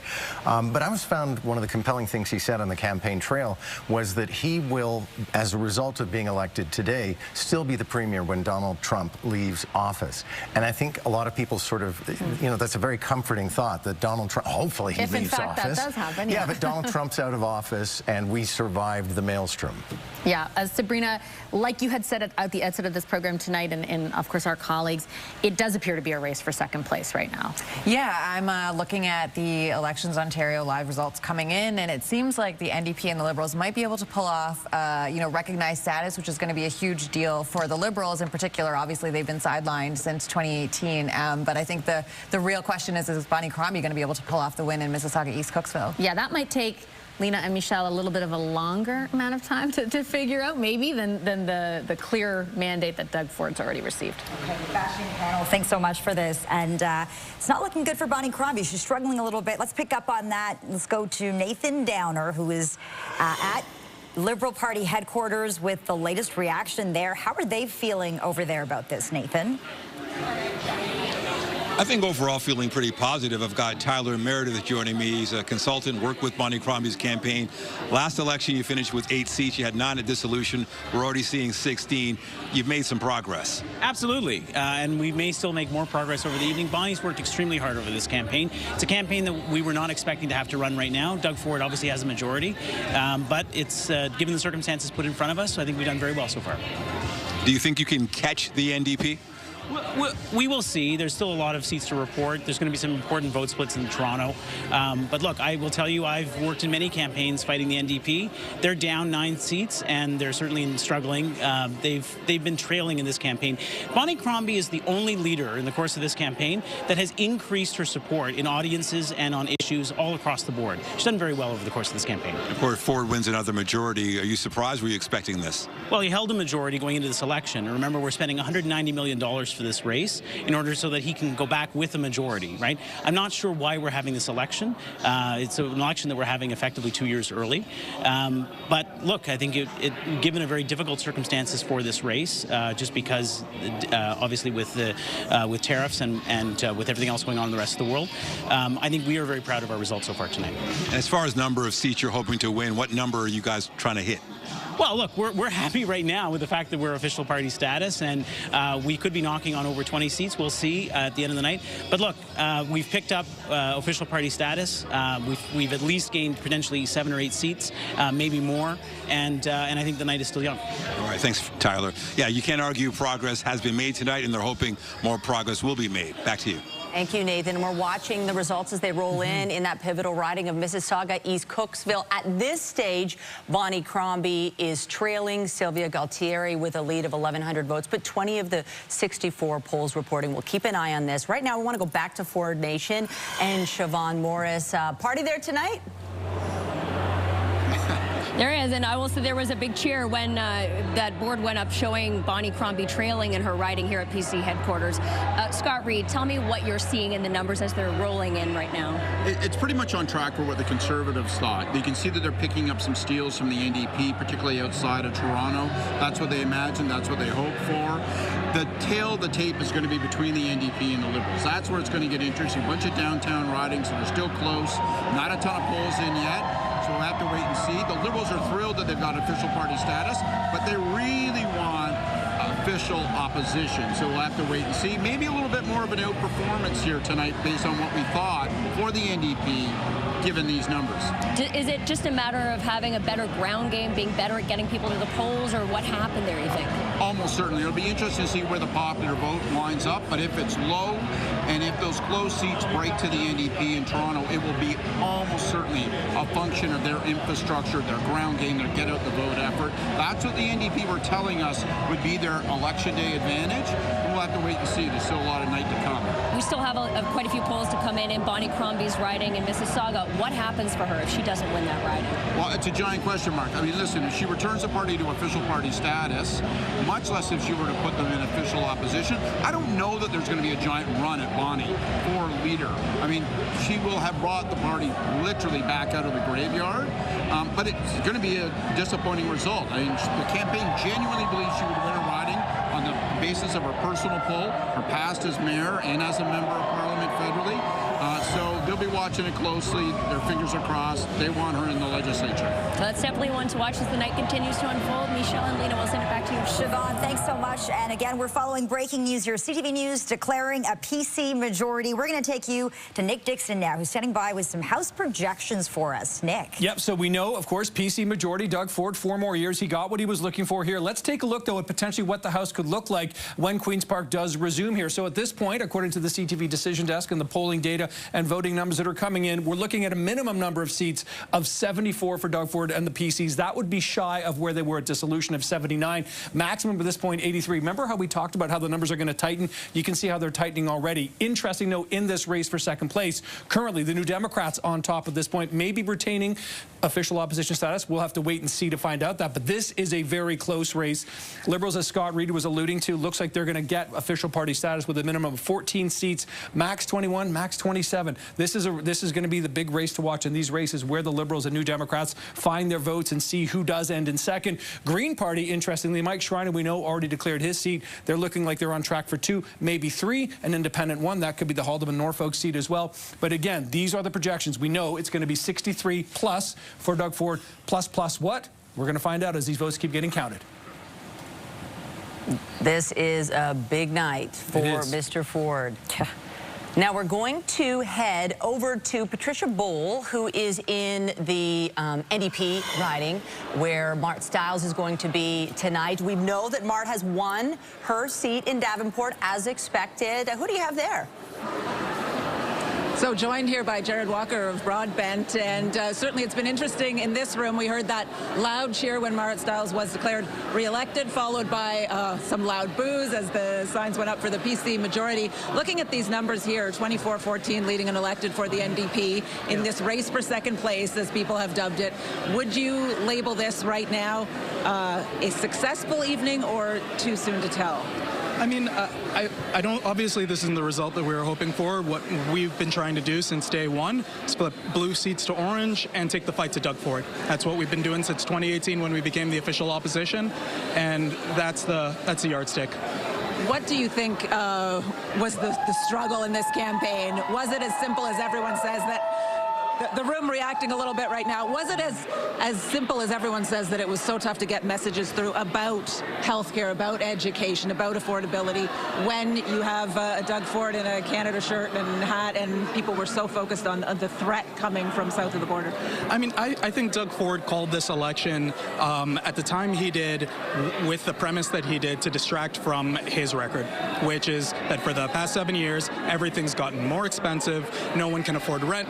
No one can afford groceries. The healthcare system is in shambles, and our schools are crumbling. And that's why he called the election, and he knew what he was doing. But a huge majority, what do you attribute that to? I mean, a lot of folks staying home. Like, quite frankly, you know, call an election during a winter, the first winter election, and gosh, like, Lord knows how long, you know? All right, Jared Walker, thank you very much. We do hope to hear from Marit Stiles probably sometime after 10:30 will join us, and we'll hear from the leader of the NDP, re-elected in her riding, and the celebration happening around that here at the Great Hall. Okay, we can hear the cheering. And Patricia Bowl, thanks so much, live at NDP headquarters tonight. We're going to go over to PC Party headquarters now. CP24's Beatrice Faisman is on the floor speaking with people there. Beatrice, what are you hearing about this big PC majority? Lena, we're actually in the hotel where PC leader Doug Ford, who I guess is now getting a third term as the leader of this province with a strong majority, according to what CTV News has declared so far. I was in the room when the declaration was made. There was cheering from Doug Ford, from his wife Carla, who was sitting directly beside him. 3 of his 4 daughters on the couch with him as well, along with Michael Ford, his nephew, who did not seek re-election in York Southwestern this time around. Also in the room, his late brother, Rob Ford's 2 children, Stephanie sitting right next to Doug Ford on the couch, and Dougie Jr. standing directly behind as well. Obviously, just a sense of joy in this room, a sense of victory in this room, because it's very rare when a politician gets 3 consecutive majorities. That's not something that happens all the time here in this province. It's not something that happens all the time in this country. And so sitting here just, you know, a couple of kilometers from the Toronto Congress Centre, where Ford HQ is, where Doug Ford will be making his way to celebrate along with his supporters. Certainly a sense of accomplishment, a sense of feeling as though the voters have given Doug Ford the mandate that he asked them for just 28 days ago, when he said, I need your support, I need your vote, and I'm doing this to the slogan, protect Ontario jobs, help support people across this province in the face of 25% tariffs that are being threatened by U.S. President Donald Trump. So here at the hotel where Doug Ford is watching, along with his family members, a room full as well of supporters as well of Doug Ford, just a sense of jubilation. Now they're just waiting to see how strong that majority mandate is going to be.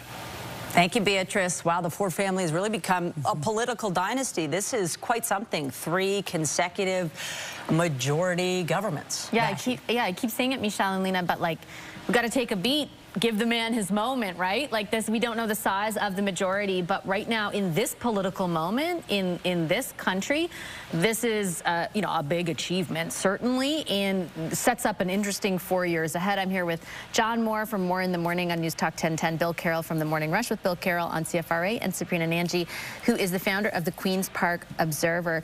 John, I'll start with you. What did Doug Ford do right in this campaign? Doug Ford was Doug Ford. That's all he needs to do. I think you can come up with a shopping list of complaints about the first 7 years, in particular the first 2 years, which were really, really rocky.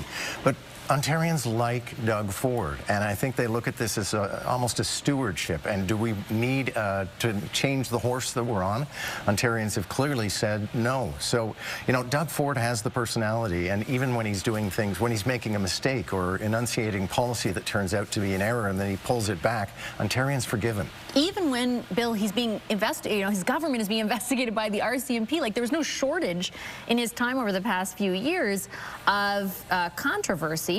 But like John says, he was able to, you know, slug it off. Well, because he's authentic, right? The Ford family has always had that.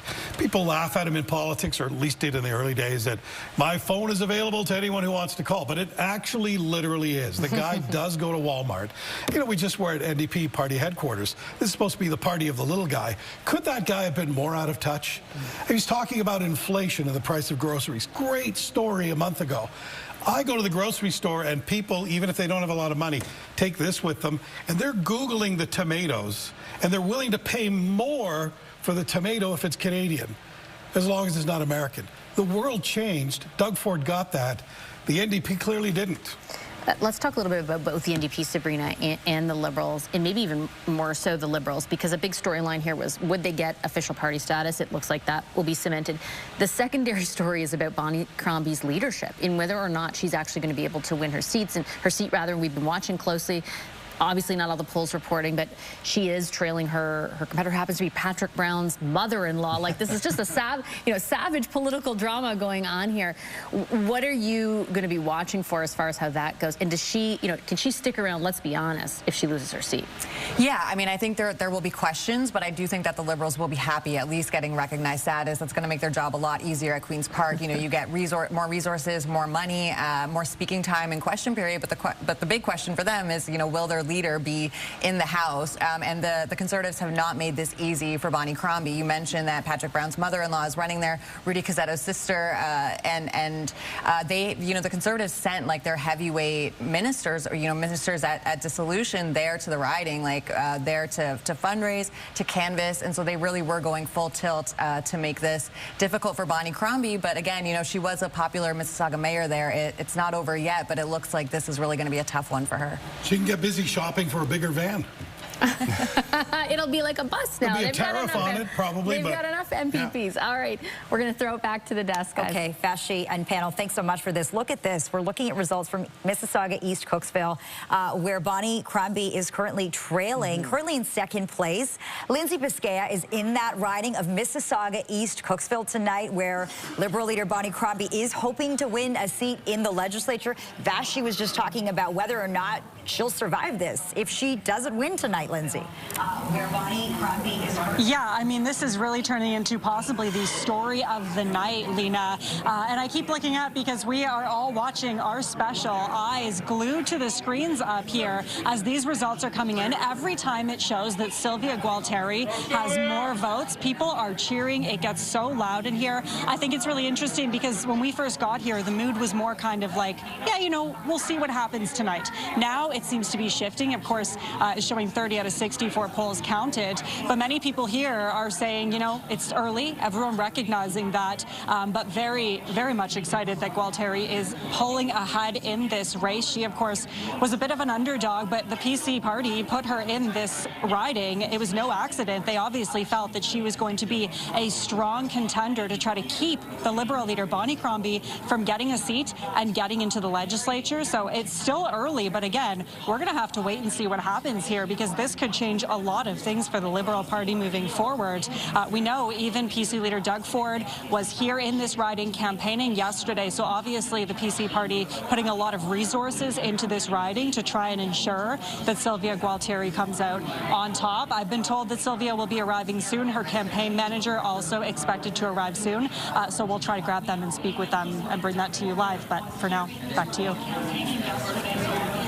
All right, thank you so much. And it is worth noting the Liberals tonight are making gains in Nepean. That riding has gone from blue now to red.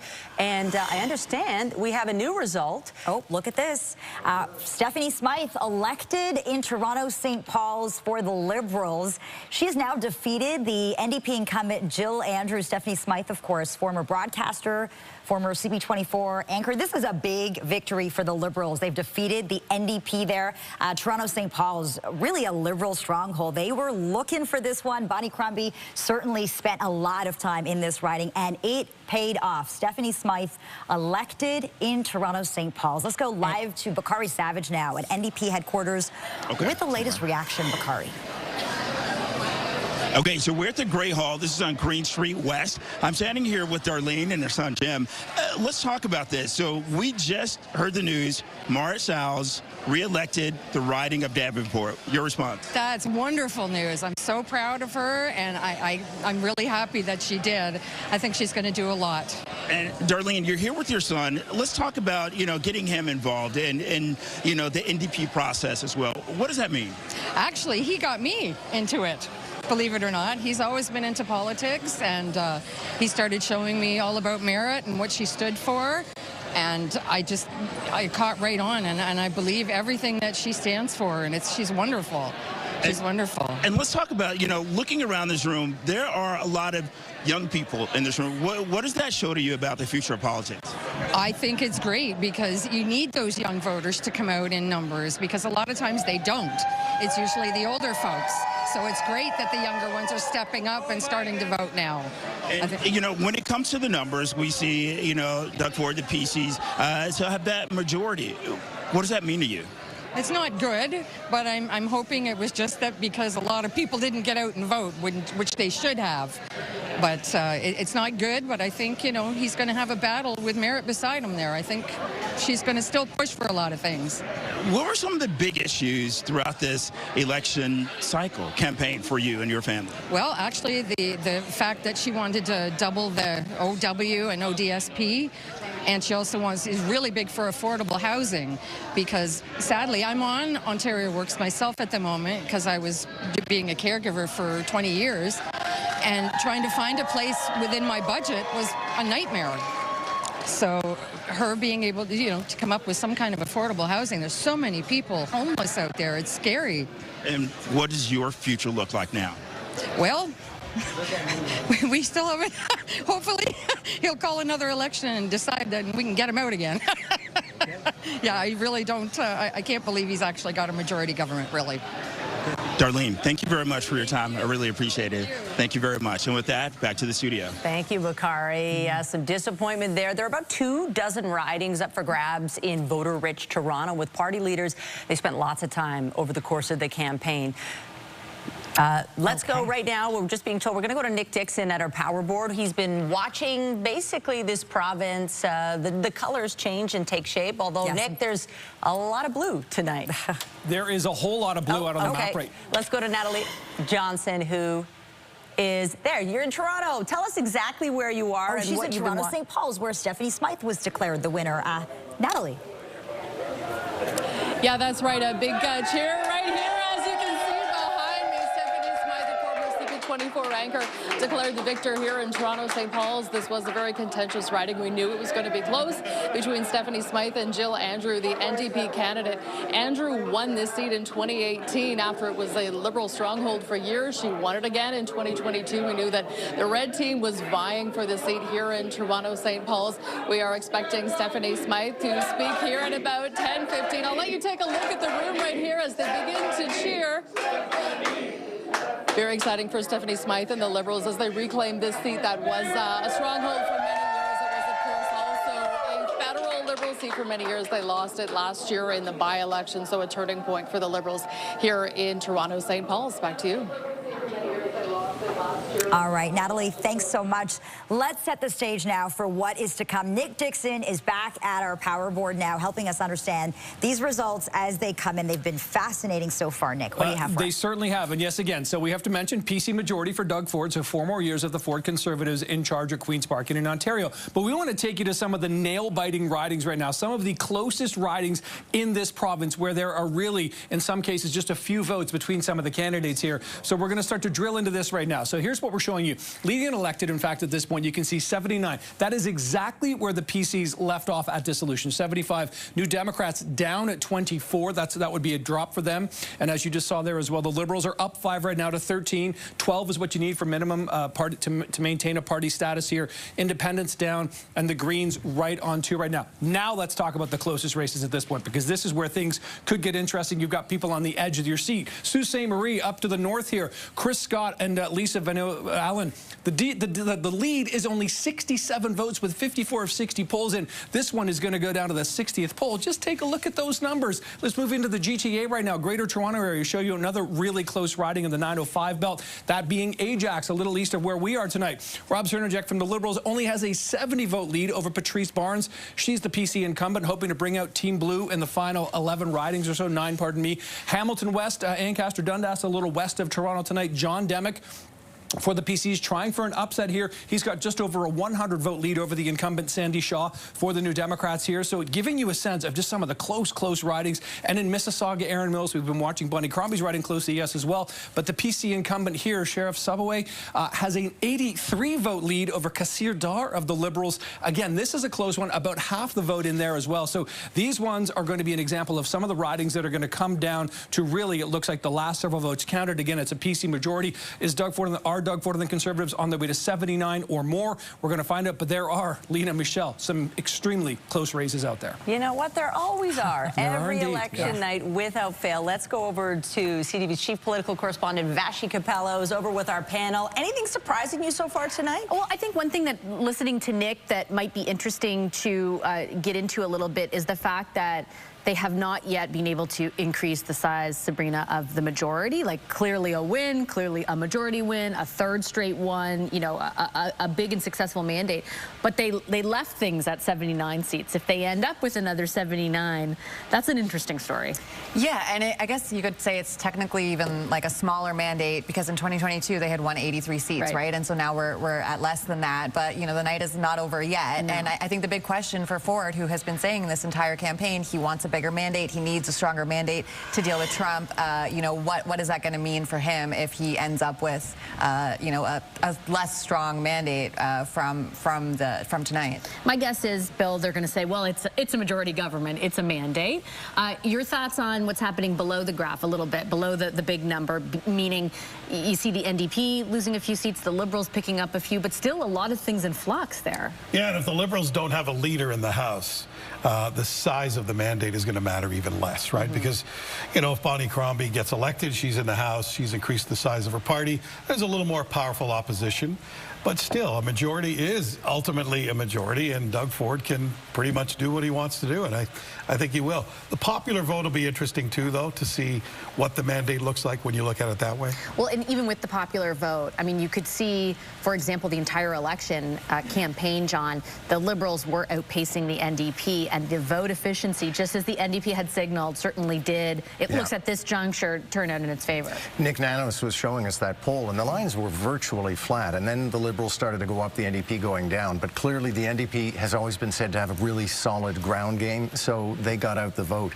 I think this has to be a bit of a bitter pill for Bonnie Cromby, because they can crow about lifting the seat count to enough for party status in the House, but this is not what she wanted. It's not what the party asked her to do. No, I think, Sabrina, you know, talking to people on the campaign, as I'm sure you were, their idea of a win was official party status and official opposition. Yeah, they were gunning for, you know, 20 seats at least, and they had been, you know, feeling confident. I mean, we saw in the last days of the campaign, Bonnie Cromby appealing to NDP voters, saying that you got to pick Liberals if you want the anti-Ford vote. So I think it might have paid off for her in a couple of ridings, especially Toronto. I mean, we saw St. Paul's flip. I'm looking now at Etobicoke Lakeshore. It looks like Lee Fairclough, the Liberals, have taken that over the PCs. And so, yeah, I think they've got some things to be proud of. And, you know, obviously getting recognized status is a huge deal. But there are going to be questions about, you know, how do you navigate running the party when you don't have a seat in the House? And what does this mean for your leadership, right? Will there be a review? Will the knives be out? Look, I could be even more blunt, Bill. I think tonight, if Bonnie Cromby loses her seat, we're going to be watching to see if she announces she's not going to be the leader anymore.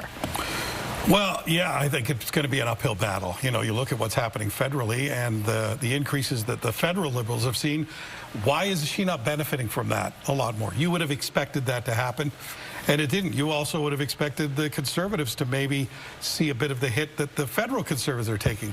That didn't happen. So, you know, obviously the people in Ontario, their mindset is a very different place right now. And Bonnie Cromby's going to have to explain that. And that's a tough one. I thought she looked shaky and amateurish at times. Even on the last day when the Premier was in her riding, she was trying to change the channel to some scandal with a local candidate. And it just wasn't working, you know. She kept avoiding the questions about her own leadership. And that's not authentic. Remember we had the guy earlier on tonight who said, I have my own YouTube channel. Yeah, I remember him. Yeah. Right. Well, that's the world we live in today. Yeah. And Doug Ford is the guy who swallows the bumblebee.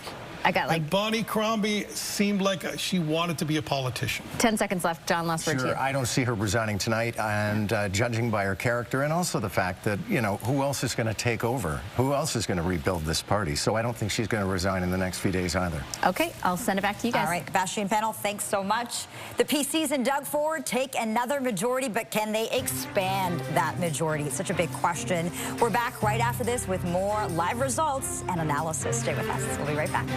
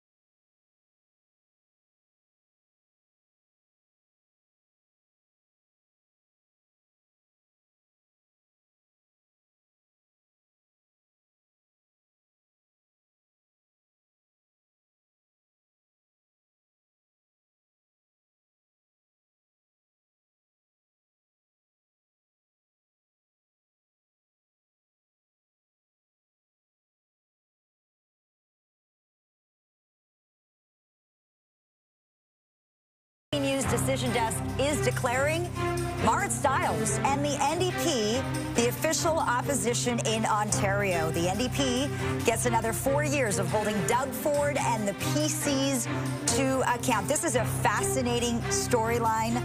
All the polls had Bonnie Cromby and the Liberals in second place, but we're now learning the NDP will be the official opposition once again. Let's go live to Patricia Bull at NDP headquarters for the latest reaction. Patricia. Well, in a election night in Ontario, where it appears not a whole lot has changed. Certainly official opposition status for the NDP, despite the fact that they are currently down a few seats. I think a lot of people here would take as very good news, given there was the expectation there would be a huge bounce back for a Liberal Party that has traditionally had so much more support than it has in recent years. And while they did appear to steal a few seats, or have here, it is certainly not the night the Liberals had hoped for, and closer to what the NDP had, with Marit Stiles re-elected and remaining the official opposition. Now, they were saying here earlier that they do a wonderful job on a bad weather day and a bad weather month at getting the vote out, so they must have had some success in doing that. Obviously, they also had hoped to grow some support, maybe steal some blue seats, take down some of those numbers that you're seeing on the screen that Doug Ford has once again put up. But given what the pundits were saying, given the expectation, you heard it from former Liberal Premier David Peterson, that the Liberals, it appeared, were going to steal some seats at the expense of the NDP. I think for the most part, people here would call this a success, and there was a huge cheer in this room as that official opposition status was declared. Well, thank you, Patricia. Yeah, let's get some more of that reaction. Bakari Savage is on the floor. Tonight he's been talking with supporters. Bakari, obviously Mari wanted to be the next premier, but she gets the next best thing, the official opposition. Yep. Okay, so good evening. You just heard from Patricia. She's upstairs. We're down on the floor. We've been down here speaking to NDP supporters as they await the arrival of Marit Stiles. Right now, I have Olivia and Sam. First off, you know, the announcement, you just heard it, NDP, the official opposition. Your reaction? Oh, I mean, obviously I'm happy, but it was to be expected. I knew Mara was able to do it from the get-go. She's absolutely fantastic, so I was excited, but I knew it was coming. Yeah, no, it's great to have Marit, you know, leading the party into another official opposition. I think we can, you know, hopefully use this to springboard the NDP as the, you know, voice for the progressives in Ontario. Okay, so Olivia, there's something that we were chatting about. In 2022, I was covering this watch party, right? You were here as well. That was the same night. Andrea Horwath, you know, she resigned. Now she's the mayor of Hamilton. Marit Stiles took over as the new face, the new leader of the Ontario NDP. What are your thoughts so far from then to now? Right. So I've got to give a lot of credit to Andrea, right? She was essentially the one that kind of revolutionized the NDP. She brought us from third-party status to official opposition, and she was fantastic in that. And I couldn't be more happy that Marit's the one who's running essentially down that path that Andrea was able to pave. Is that the word? Yeah. But no, I think that this is absolutely fantastic, and Marit has such a sensational kind of approach to the party, and she is so well spoken, and I think she performs incredibly well in all of the interviews and all of the debates, and I think that she's really able to carry us to the end here. And speaking of carrying you to the end, let's talk about the connection. Are you able to have that personal connection with Marit and have her capitulate what's important to you at Queen's Park? Absolutely. I think she, you know, she has a stellar track record, and her record speaks for herself. She cares about the issues. She cares about Ontarians, and, you know, I'm happy to support her and the party as a result.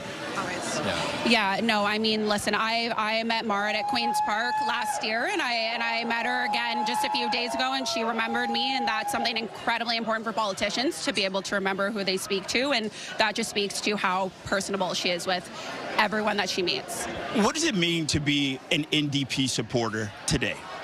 Listen, that is an incredible question. It means being able to stick by a party that actually wants to do better for the people. And obviously right now we're in the midst of dealing with vote splitting and a whole plethora of other issues. And it means being able to stand by your values. We're for the people. We're going to help Ontario out. We are there for every single one of the constituents in all of the ridings. And I just think that it essentially means, yeah, you're for the people. We are here to make Ontario better. Sam, do you feel that all of your concerns have been addressed in this election cycle and will be addressed through Marit? You know, I care about the things that the provincial government can actually work to fix. I care about housing. I care about healthcare. I didn't hear those solutions necessarily coming from the right side of the aisle. So, yeah, I do think that Marit's got the message that we need to actually find the solutions that we can have in Ontario. Okay, Sam? Olivia, hey, thank you very much for your time this evening. We really appreciate it. Back to you in the studio. All right, Bakari, thanks so much. Marit Stiles and the NDP get to hold on to that official opposition party status despite trailing in the polls. So how did we get here? Well, let's find out. CTV's Nick Dixon is at the power board with more on that, Nick. Yeah, it's a big storyline, of course, you know, Lena, because, again, Marit Stiles will remain the official opposition leader, even though support and numbers in terms of seats are dropping for her party. So, again, Marit Stiles, official opposition leader. But let's take a look at the seat range, potentially. We already know Doug Ford's in Conservative territory, so let's take a look here. The minimum number of seats at this point, according to the CTV decision desk, 23 for the New Democrats. Again, that's down, but that's still more than the maximum that Bonnie Cromby, the Liberals, are at right now. That's 19. You can see how these numbers have tightened again. The maximum for the New Democrats is 27 here as well. So despite the fact that, yeah, Nick Nanos has come on and he's told us the NDP are polling in third place, and Liberals second place, but it's about where their votes are coming from, and the NDP just have a more efficient vote than Bonnie Crombie's Liberals. Nick will explain that in much more detail throughout the program this evening, but this is where we're looking at Queen's Park. There will be another NDP opposition. Looks like the Liberals, they're on the verge of official party status, at least under Bonnie Crombie. 13, 12 is the minimum. But again, Doug Ford has done it again. He's going to take a majority government back to Queen's Park with, again, Marit Stiles as his official opposition leader. Lena, Michelle. Thank you, Nick. So Doug Ford has the keys to Queen's Park, but will the Liberal leader have access? She has yet to win her seat at this point, and definitely not getting official party status. Let's go to Nathan Downer, who is at the Liberal headquarters tonight. What's the reaction there? Mixed reaction. I've got Taylor Deasley joining me, and you do want it, you know, official party status. You got that. You want to win this seat. That's a question. How are you feeling right now? I think let's take a step back for a second and think about the fact that we haven't been an official party since 2018. So that's 7 years where we have not had official party status. So I think number one was getting official party status and getting back into things in the province. And I think that that's something that we're really proud of. It's hard work to rebuild a brand. We had a lot of work to do for the Ontario Liberals, and we've done that, and we're doing that. And it starts in the small building blocks and moving forward and gaining that momentum. And as we're seeing tonight, we flipped Conservative and NDP ridings. We're winning those votes. We're getting those people in. It just takes more time. And I think, Doug Ford knew that, and that's why the election was called now. If Bonnie Crombie doesn't win her own riding, do you see that as being a bigger deal where she might consider stepping down? I don't see that happening. I think what we're seeing right now is real momentum, and we're seeing that in the fact that we are an official party now, that we're flipping seats, that we're beating Conservative ridings, that we're winning in NDP ridings, and it shows us that she is the leader to help bring us through and gain that momentum, and she's the person to help bring us forward to the finish line. And so we have more years left to win the hearts of voters, and that's something that we're going to be focused on doing. And what would the strategy be for the next 4 years? I think a lot of it is name recognition. Like, Doug Ford has been in office for years. Everybody knows his name, whether you're engaged in politics or not. Marit Stiles has been the leader of opposition already, and so they have that name recognition. Bonnie's really well known in the GTA, but we have a lot of work to do in getting her more well known in the more northern ridings and different parts of the province, and that's something that we've really focused on doing. But we only had 28 days, and it was a snap election. There's only so much you can do, but it's really building that name recognition and traveling across the province and making sure that as many people know who Bonnie Crombie is and what she stands for. So that'll be our priority. So if she doesn't get a seat in the in Parliament, but at the same time she has official party status, was this a scenario that you talked about and you were considering? I mean, we always talk about every possible scenario in anything. That's just a part of the strategy, is being aware of every possible outcome. And we were determined to, build up that momentum and rebuild the Liberal brand, and that's exactly what we're doing. It takes work, it takes time, and this is something the Ford government knew was going to happen, and they called a snap election for that reason, because they knew that this is the highest they're going to be in the polls, and strategically for them, they had to call an election in the dead of winter. And so we're aware of that, and we're going to work hard to regain the trust and hearts of voters over the next few years. All right, thank you, Taylor. Thank you. And of course, the race not over for Bonnie Crombie in that riding, Mississauga East, Cooksville, and of course, we're all watching that very closely. Back to you. Oh yeah, it's looking real tight over there. Nathan, thanks so much for this. Back in 2022, the PCs picked up 83 seats. Can they do that again this time? Can they pick up even more? Let's go live to PC Party headquarters. Beatrice Vaisman standing by with reaction. Beatrice. Lena, we're just at the hotel where Doug Ford was watching with his family when CTV News and CP24 declared this third straight majority government for him. I've got former leader of the PC party, Tim Hudak, joining me now live. Tim, what are you looking for now that we're seeing the results come in? It's the number, right? This is historic. Not only has Doug Ford won 3 majority governments, but it looks like he's going to increase the seats every time. That's never happened in Ontario's history, and deservedly so. He ran a strong campaign, but a very effective premier. And when Ontarians are thinking about, okay, who is going to have the strong hand at the wheel, we got a really bumpy row ahead. Overwhelmingly, they said Doug Ford. We're looking at Marit Stiles now. She's been officially declared the leader of the official opposition. You know how difficult that job is. It's a job that you did for 5 years. What happens for her now? What does she have to do so that going into the next election, potentially 4 years from now, she really is an even better communicator? I think Marit's got a lot of talent. I think she's a very energetic, positive communicator, and you know, the second big winner tonight, right? People thought the NDP would be lower. They're coming in a solid second place, so they build for next time. In areas like my own in Niagara, they did very well. They won 3 of the 4 seats there. They went back in Northern Ontario and a bit in Toronto, so you build for the next election campaign. And secondly, you do an honest review. What went wrong? What could we have done better? What of our strategy didn't quite click? But I'll tell you what, though, for Bonnie Cromby or Marit Stiles, it was a pretty tough election environment. It was almost like, you know, taking on Wayne Gretzky and the Edmonton Oilers in their heyday, if I can still talk about Wayne Gretzky. It was pretty inevitable Ford was going to win, but Marit Stiles, number 2 winner tonight. How tough of a gig is it to be the leader of the official opposition, where you're essentially, your job is quite literally to oppose? Whatever the government's doing, you're supposed to say, no, actually, that's not right. We suggest looking at this a different way.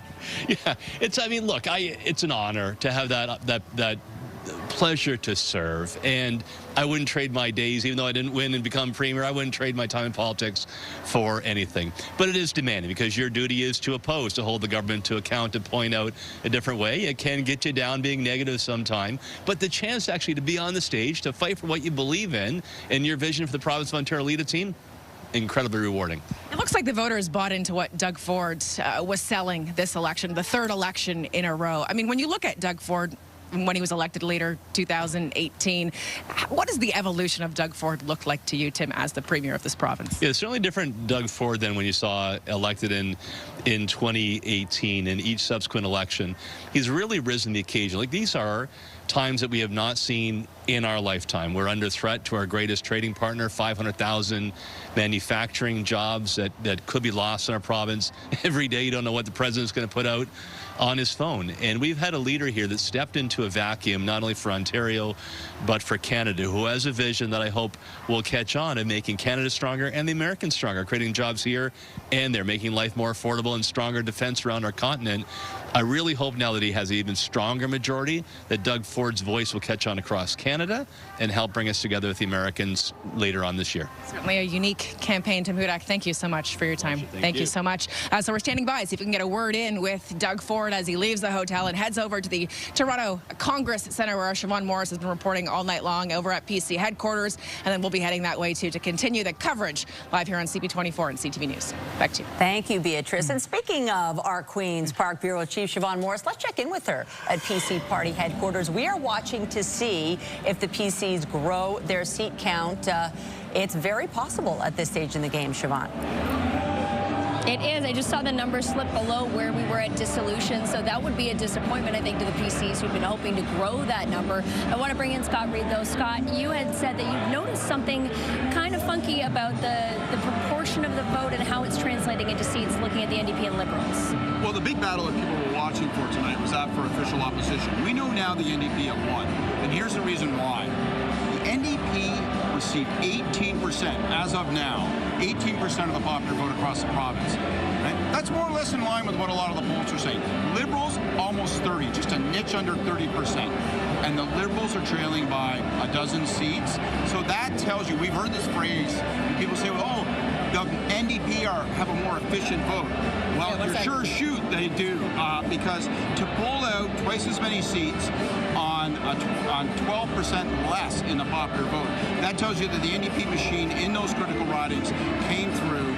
Tough number for the Liberals. It's really tough to see 30% and not be able to cash those in terms of seats in the legislature. How much of that is a result of what we've seen the Liberals really suffer through the last number of years, not having party status, being a party that's building back from the ground up?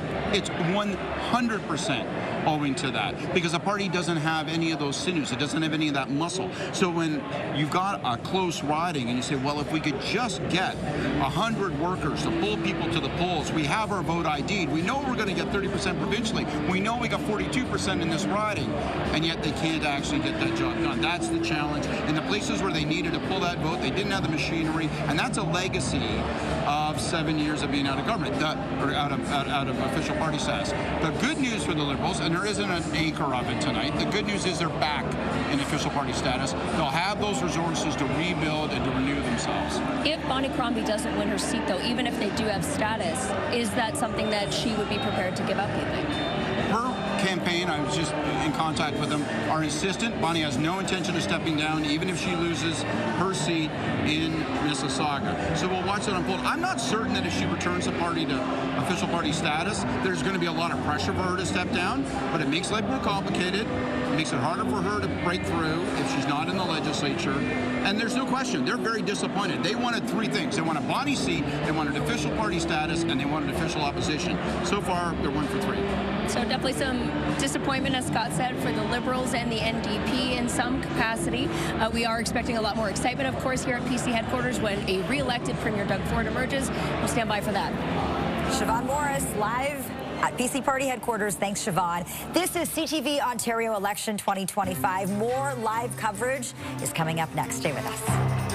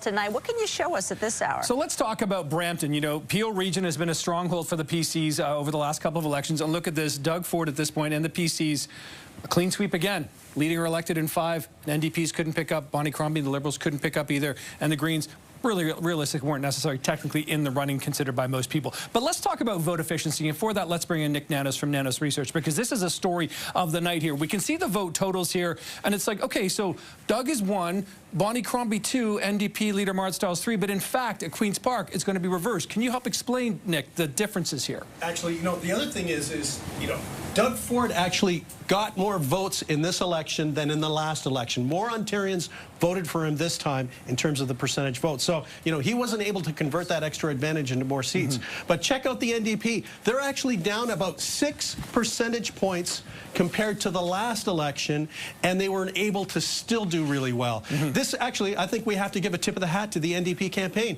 They were just much more targeted, they were on point, and they were able to kind of, why don't we just say, they had lemons, and they made lemon. They made lemonade. They made lemonade. This graph, I love this one for Greater Toronto, Nick. Yeah, absolutely. And, you know, when you look at the Greater Toronto area, you know, basically, you know, almost like a coin toss, very close race between the PCs and the Liberals and the NDP.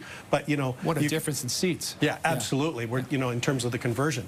Yeah, absolutely. Okay, we're going to move on to one more set of votes here, and we move to Hamilton Niagara. This is another interesting one here. NDP, 5 seats on 32% of the vote, more than half, and the PCs 38 and 4. That kind of tells the tale too. Yeah, absolutely. You know, the thing is, you know, what's interesting is that the Ford Conservatives still had the advantage throughout this whole thing. But, you know, the thing is that, you know, the conversion rate, even though they had more popular support, didn't get into the seat count. So much of tonight is about numbers. That's what we have you here, Nick. We really appreciate this. Michelle, Lena, back to you. Thanks so much for this, Nick. Let's take you to Guelph now. That is Mike Schreiner territory. That's also where we find CTV's Tony Grace. You know, the Greens had their eyes on Parry Sound Muskoka. We're now learning that's off the table for them. That's right, guys. You could probably hear the cheering, Mike, Mike, Mike, because Green Party leader Mike Schreiner has just arrived here in the room in Guelph. So, as we've declared, Mike Schreiner easily winning his seat here in Guelph. Same with Ashlyn Clancy, his deputy leader in Kitchener Centre. But as you mentioned, what was a very close race in Parry Sound Muskoka now appears to have gone to the PCs. So that was where the Greens were hoping to pick up their 3rd seat. But, you know, you wouldn't sense any disappointment based on the sounds and the sights here in the room in Guelph, because as soon as Mike Schreiner walked in, this is what you heard. And this is what you heard as the campaign workers were sort of rallying the troops ahead of time before Mike Schreiner's arrival. Look, they're very, very proud of holding on to those 2 seats. It was a big deal for the Greens to get that 2nd seat in the Kitchener Centre by-election at the end of 2023. Mike Schreiner is on stage now. In 2023, the Ontario Greens made history by electing the 2nd Green MPP in Ontario's history. And I just want to say to Ashlyn Clancy, from the day you decided to run until the moment you joined me at Queen's Park to be the 2nd Green MPP, I've been inspired by your courage, your intelligence, your tenacity, your passion, and your commitment to the people of your riding and to this province.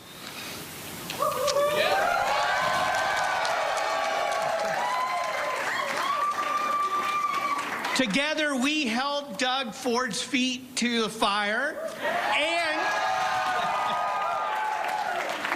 and delivered for our communities. And so I look forward to teaming up with you again to go back to Queen's Park and represent Green voices across this province and to stand up for what's right for our communities and the people of Ontario.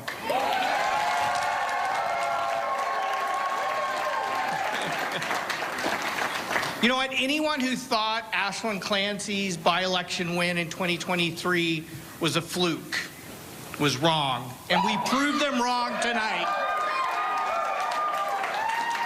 And we will keep proving them wrong as we build momentum for the Ontario Green Party across this province.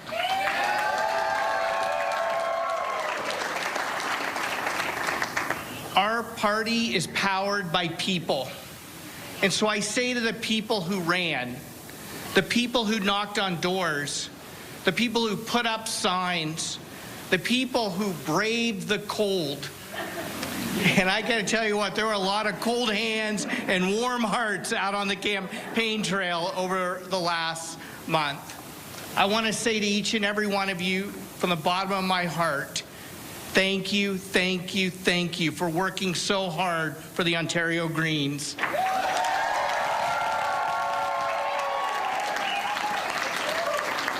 Each and every every one of you is a local champion, and I'm forever grateful for the work that you do. I also want to take a moment now to thank a good friend, Matt Richter, the deputy leader for the Ontario Greens. Matt has run many times, and this time, yet again, he came so close.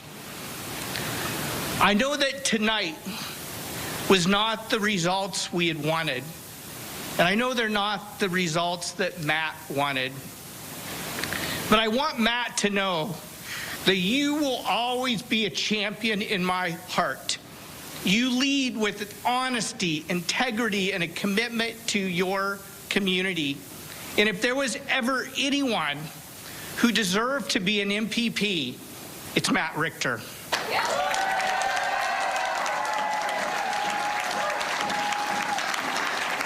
Matt, yeah, let's hear it for Matt.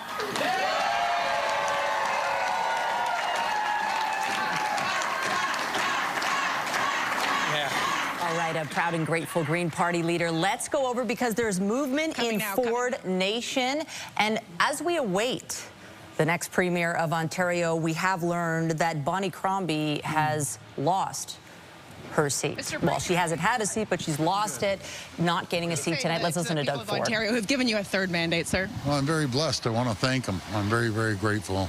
And I'll work my back off every day. Every morning I wake up, I'll work hard.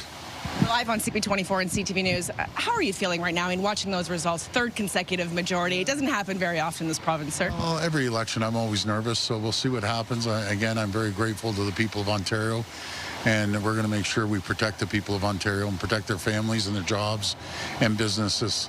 And I'll fight tooth and nail against Donald Trump. I promise you that.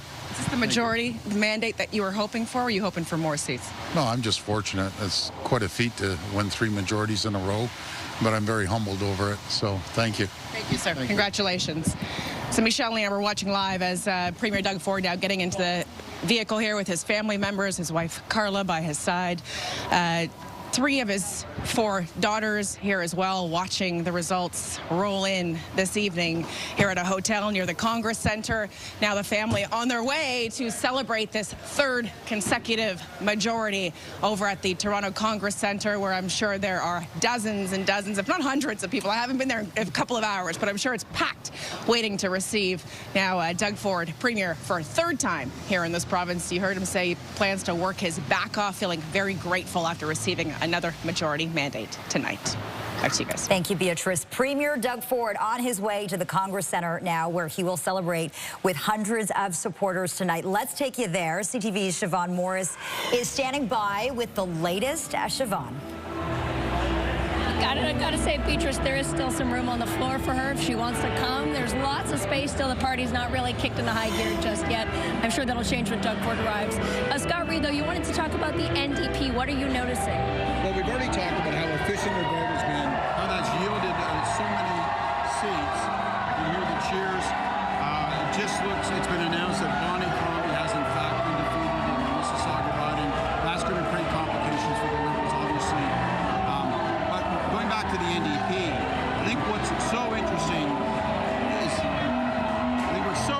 is that this is very vindicating for Marit Stiles, who wasn't thought to be able to have this much to celebrate this evening. There's a lot of knives are being sharpened within the NDP, within her own party, and I think she's going to be able to hold all of that back now. So no risk of her leadership being questioned, you think, given this result tonight? I don't think so at all. And they've really overperformed. They've outperformed expectations. She holds on to official opposition, dropped only a few seats, relatively speaking. And those within her party that were maybe starting to agitate for change, that was coming from the hard left. And I don't think that they're going to be able to look at these results and find a lot of an argument to say, well, obviously Marit has taken us into a tragic and terrible place. It's just not in the numbers. I think her position's very secure.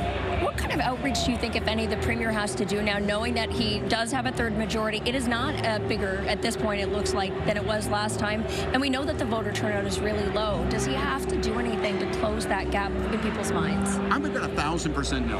And I say that because, like, honestly, it's still a large majority government.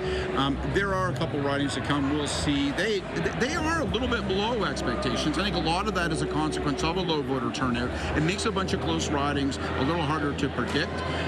But I think for Ford, he's going to do what has brought him here. He's going to stick to brand. He's going to be the guy who, as we just heard, I get up every morning, I work hard, you know, I'm there for you, the little guy, the working man, and you know what, by golly, we're going to build, build, build. I think he's going to stick to those things. I don't think you're going to see much difference in terms of his conduct among his, within the legislature with his opposition. And I don't think you're going to see him apologizing for the voter turnout or suggesting that this mandate isn't as bulletproof as he believes it. So we are waiting for the man of the hour to arrive at his party. Everybody's waiting for him, so stick around. We will check in with him again when he arrives. Thank you both. And as we await, let's swing over to our panel, because I think the big story this hour, Liberal leader Bonnie Cromby, she wanted to be the next premier.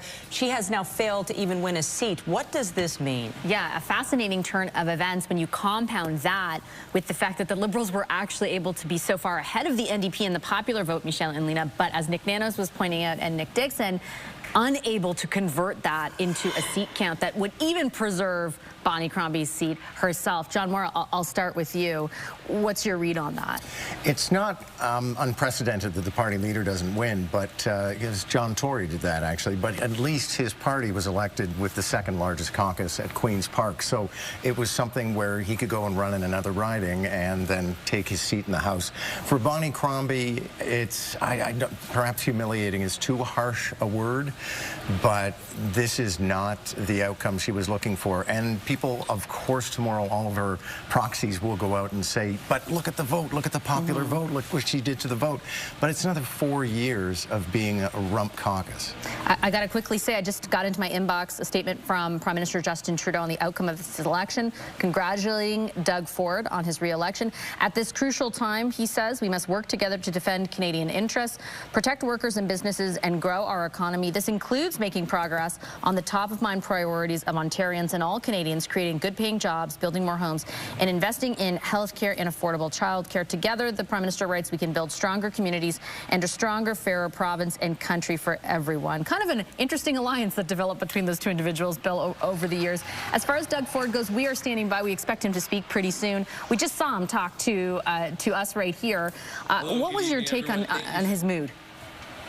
Well, it was actually kind of surprisingly low-key, but listen, he's been seeing his inside party polling. He knew what we all knew, that he was going to win this election, and he was probably going to get a majority, and I think he's probably sincere that he may be a little disappointed he didn't get a few more seats. The night's still not over, but I think he'll be very happy with that. And, you know, you look at the NDP, they're trying to put on a brave face today, but the reality is they haven't had a chance at the official opposition position for so long now, and they haven't made a real dent in him. Despite, as we talked earlier, it's not like there haven't been scandals on the green space and all the, there have been opportunities, and they haven't been able to dent them. So, and if you're the Liberal Party, you have to look at that as well and say, if we can't bring this premier down even a little, then maybe we need to rethink our strategies. We're looking right now at some of the really close races, Sabrina. What do you have your eye on as the night continues? Yeah, I'm just looking at Eglinton Lawrence, where there wasn't an NDP candidate there, and Vince Caspero was facing, you know, the Liberal Vince Caspero was facing off with Michelle Cooper from the PCs, and we had the NDPer drop out of that race for strategic voting reasons.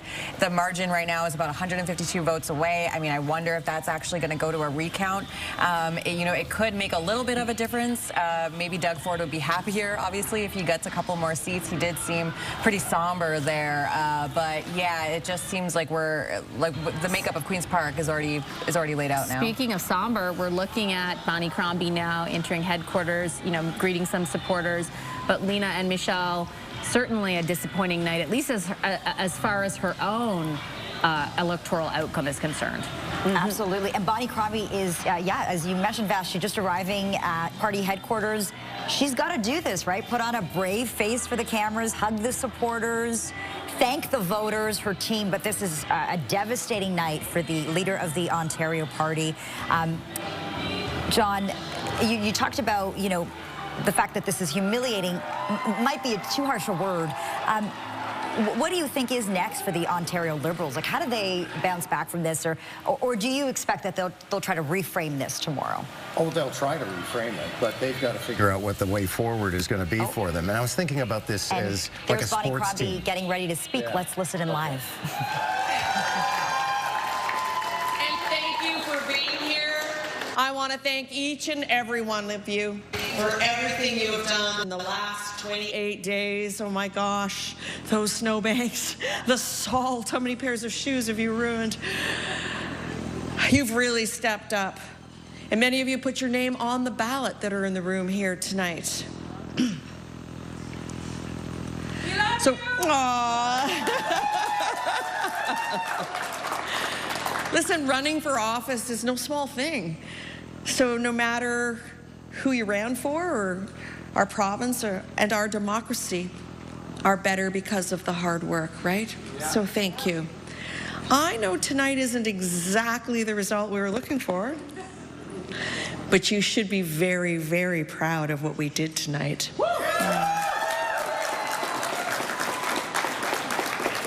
People counted us out. They said the Ontario Liberal Party was dead. Tonight, you prove them wrong. The Ontario Liberal Party is back to official party status, and that's a big milestone. But it gets better. We increased our share of the votes substantially to 30%. Double digits over the NDP, right? So this is a building block for us. It is a momentum that we can continue to push forward and to grow, right? So tonight, let's celebrate all our new MPPs that we're going to bring back, and let's celebrate coming back to party status. So that tomorrow we can get back to work making sure those other guys do their jobs. Yeah. Look, voters have given Doug Ford another mandate tonight. Smaller, but nonetheless. But many, many of you are asking for a strong voice to hold him accountable as Premier. And you can count on me, okay?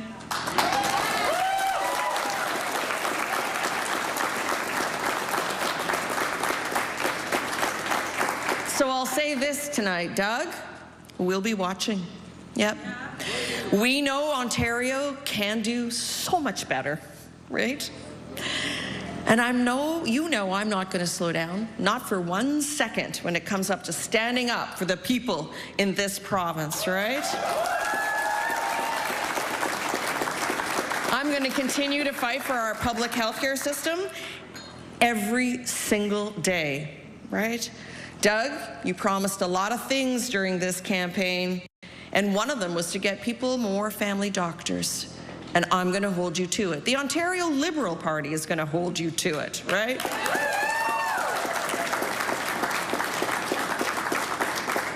Because the people of Ontario deserve more than they've gotten from you over the last 7 years. You promised to protect Ontario, but you neglected Ontario. And we're going to make sure that you go back to protecting us. We'll make sure that you protect our public health care system and our Greenbelt and everyone trying to get ahead in this province who doesn't have a direct line to your office. Ontario, I'm here. I am with you. And I commit to you today that I will stay on as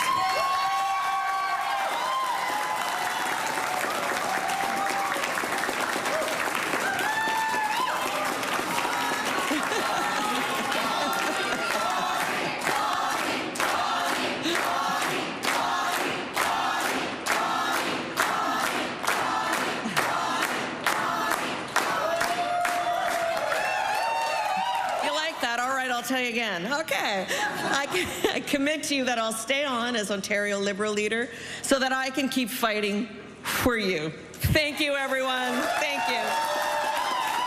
Let's enjoy the night. You're watching a passionate Bonnie Cromby revealing a question we've been asking tonight. She will stay on as Liberal leader. She only took on that job in 2023, choosing in her speech to focus on the positives, the fact that the party has gained official party status and some seats. Let's go to Nathan Downer, who is in that room. Nathan.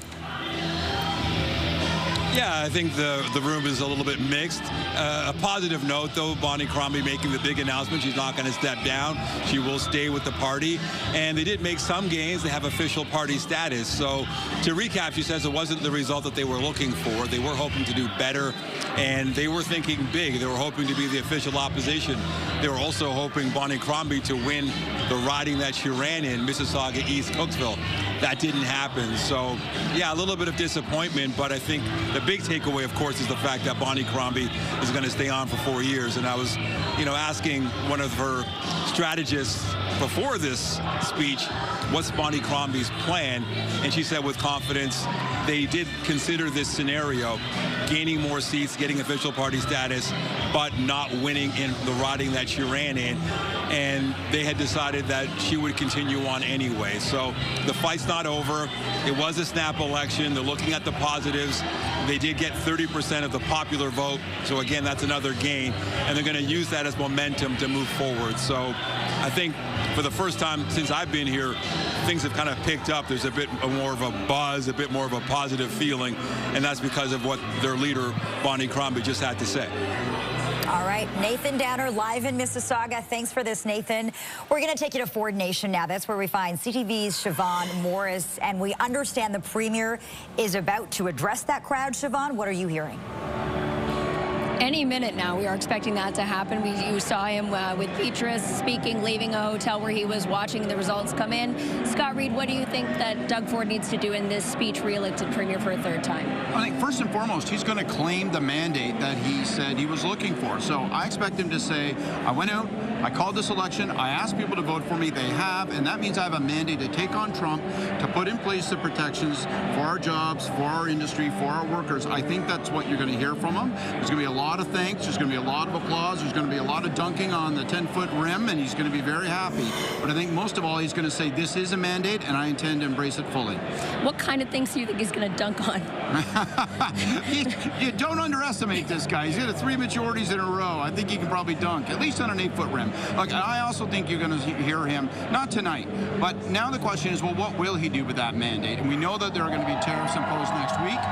Will we see him, starting to hear the crowd start to rev up, he's coming soon, but will we see him start to talk with the federal government about packages, about spending, about rescue expenditures to try to help maintain jobs in industry here? For example, to keep industries from relocating on the other side of the tariff wall in the United States. So I think you're going to actually get a pretty full dose of policy, not tonight, but very soon, given what Donald Trump is about to do next week. How quickly would you then expect him to call the House back? It's not expected to reconvene for a couple of weeks at this point, but what do you expect?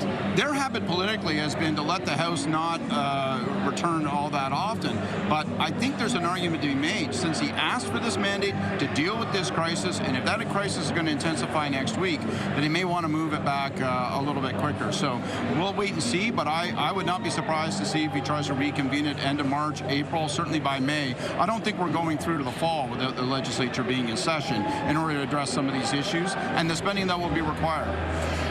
We talked about this international component to this campaign, although, again, I think Doug Ford might be very, very close now. This international component to a provincial campaign, how important was Doug Ford's role leading the premiers in this year, the head of the Council of the Federation?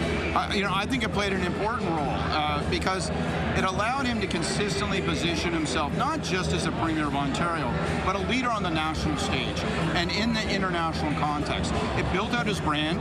It allowed him to build upon his classic brand as somebody who fights for jobs, fight for industry, fight for a stronger economy, but to do so in the context of challenge, as I say again, like in an international context. I think it really helped him. And look, throughout the campaign, he called a campaign hoping that he would be able to keep the focus on tariffs and Trump.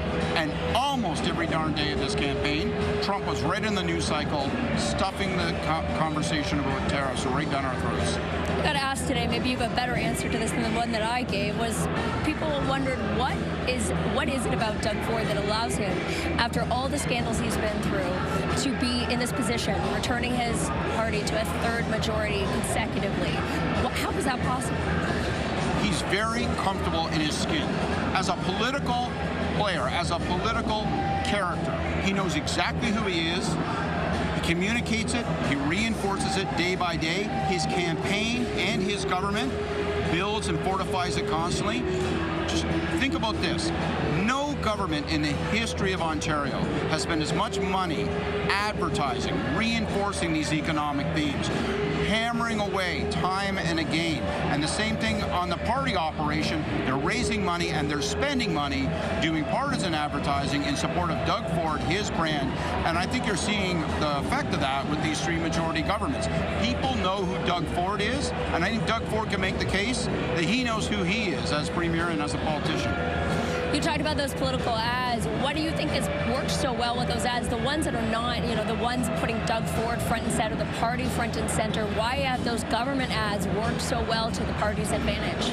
Well, shout out to my buddy Dennis Matthews from Creative Currency, who is behind so many of those ads, who's here tonight. I see him walking around.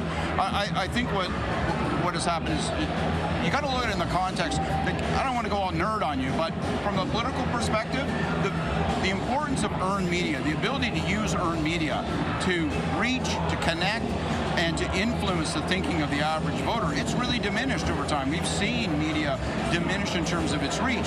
And as a consequence, paid media, having an ad on while people are watching Jeopardy at night, having an ad on during a hockey match, that matters a lot. That gets seen, that gets heard, and the osmotic effect of that, month after month, year after year, Doug Ford jobs, Doug Ford industry, Doug Ford economic opportunity, he just marginalizes and sets his opponents off to the edges, fighting for the scraps of what's left of the public debate.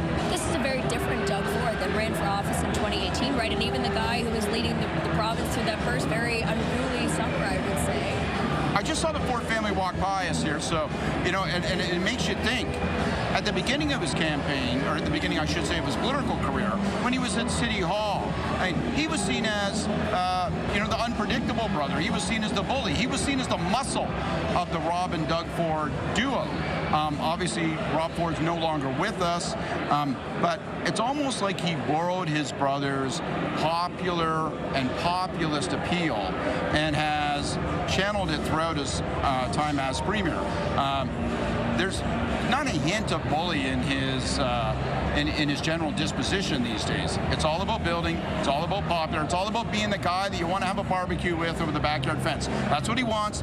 That's what he projects. And tonight, the results are visible. We are waiting to hear Doug Ford's message to Ontarians, re-elected now to a third majority government. We are waiting here at PC headquarters. I'll send it back to you. Thank you to both of you. Yes, it could be any moment now. We see someone walking to the podium as we await the newly re-elected Premier of Ontario. We can turn it over to the panel. Okay, let's send things over to our political panel now. Vashi Capello's leading that discussion. Vashi, there was a moment on the campaign trail that I want to talk to you about. When Doug Ford put on this hat that said Canada is not for sale, and that got him a lot of attention. Is it moments like that that make him so popular?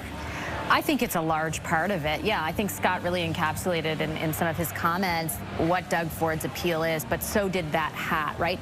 He met the political moment, and he did so in a way that was politically authentic to himself. And I think that wasn't just a moment that was noticed in Ontario.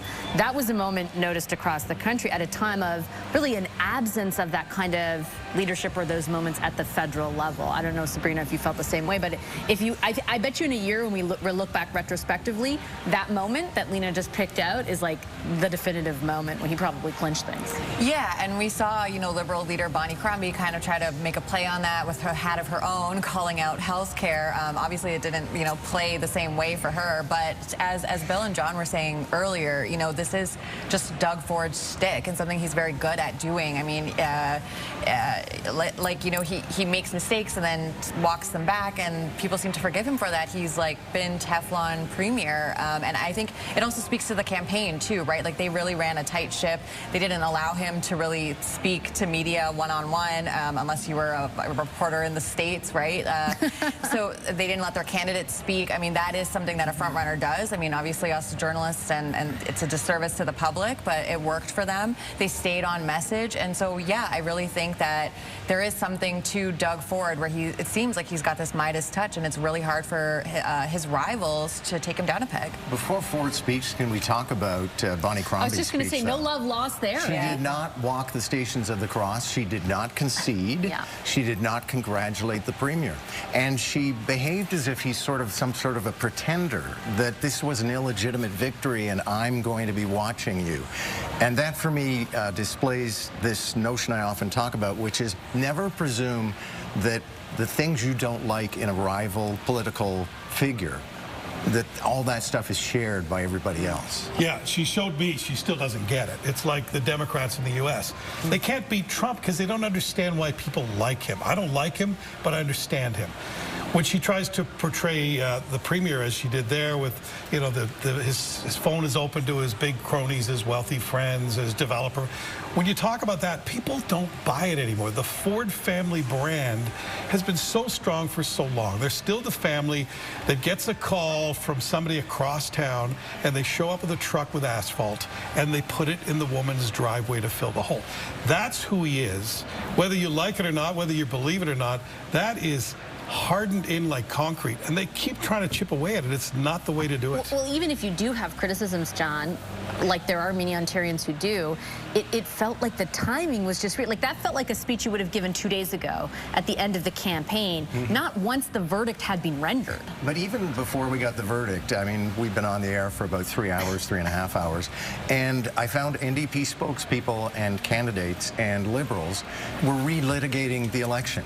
And you lost. You know, people didn't take that message during the campaign. They're not going to want to listen to it now. Can I say one more thing very before quickly, the Premier because I got to send it back speaks? to the floor, yeah. You know, we said he looked a little somber. It's one thing to say you're Captain Canada and you're going to fight these tariffs. It's not going to be an easy thing to do. This province could be in serious trouble. Is that a job you'd really want right now? Some of the Bonnie Cromby and others may have dodged a bullet here. This is going to be a tough time to be Premier in a number of Ontario. days, right? We're looking at that first deadline of March the 4th, Lena and Michelle. We're watching live images at the Toronto Congress Centre in Etobicoke, and you can see as this package is playing that the next Premier of Ontario, the 26th Premier, newly re-elected, is about to take the stage and address the crowd. Yeah, and you can just see from some of the messaging we're seeing on that screen, he is focused on these tariffs. He's focused on taking on Donald Trump. Let's go live to Beatrice Faisman, who's on the floor in that crowd tonight. Beatrice. Well, you can see the supporters here watching the screens, Michelle and Lena. They are getting ready to welcome Premier Doug Ford into the room. This is essentially the campaign song that we've heard playing over the advertisements over the course of the last 28 days, gearing up to today. The words, who's going to fight for you? And all the people around me are yelling those exact words right now. We got a 2-minute warning that Premier Doug Ford will be coming out 2 minutes ago.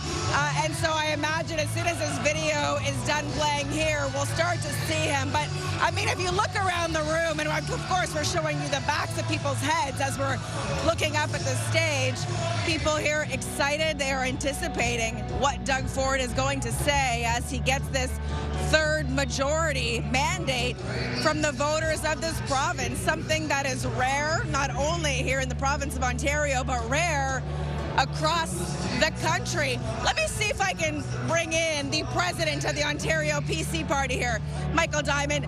Congratulations on another big one. How are you feeling? Oh, wonderful. Look, it's been an awful long time. It's not common to get 3 consecutive majorities, so we're just really proud of the whole team, Premier Ford's performance.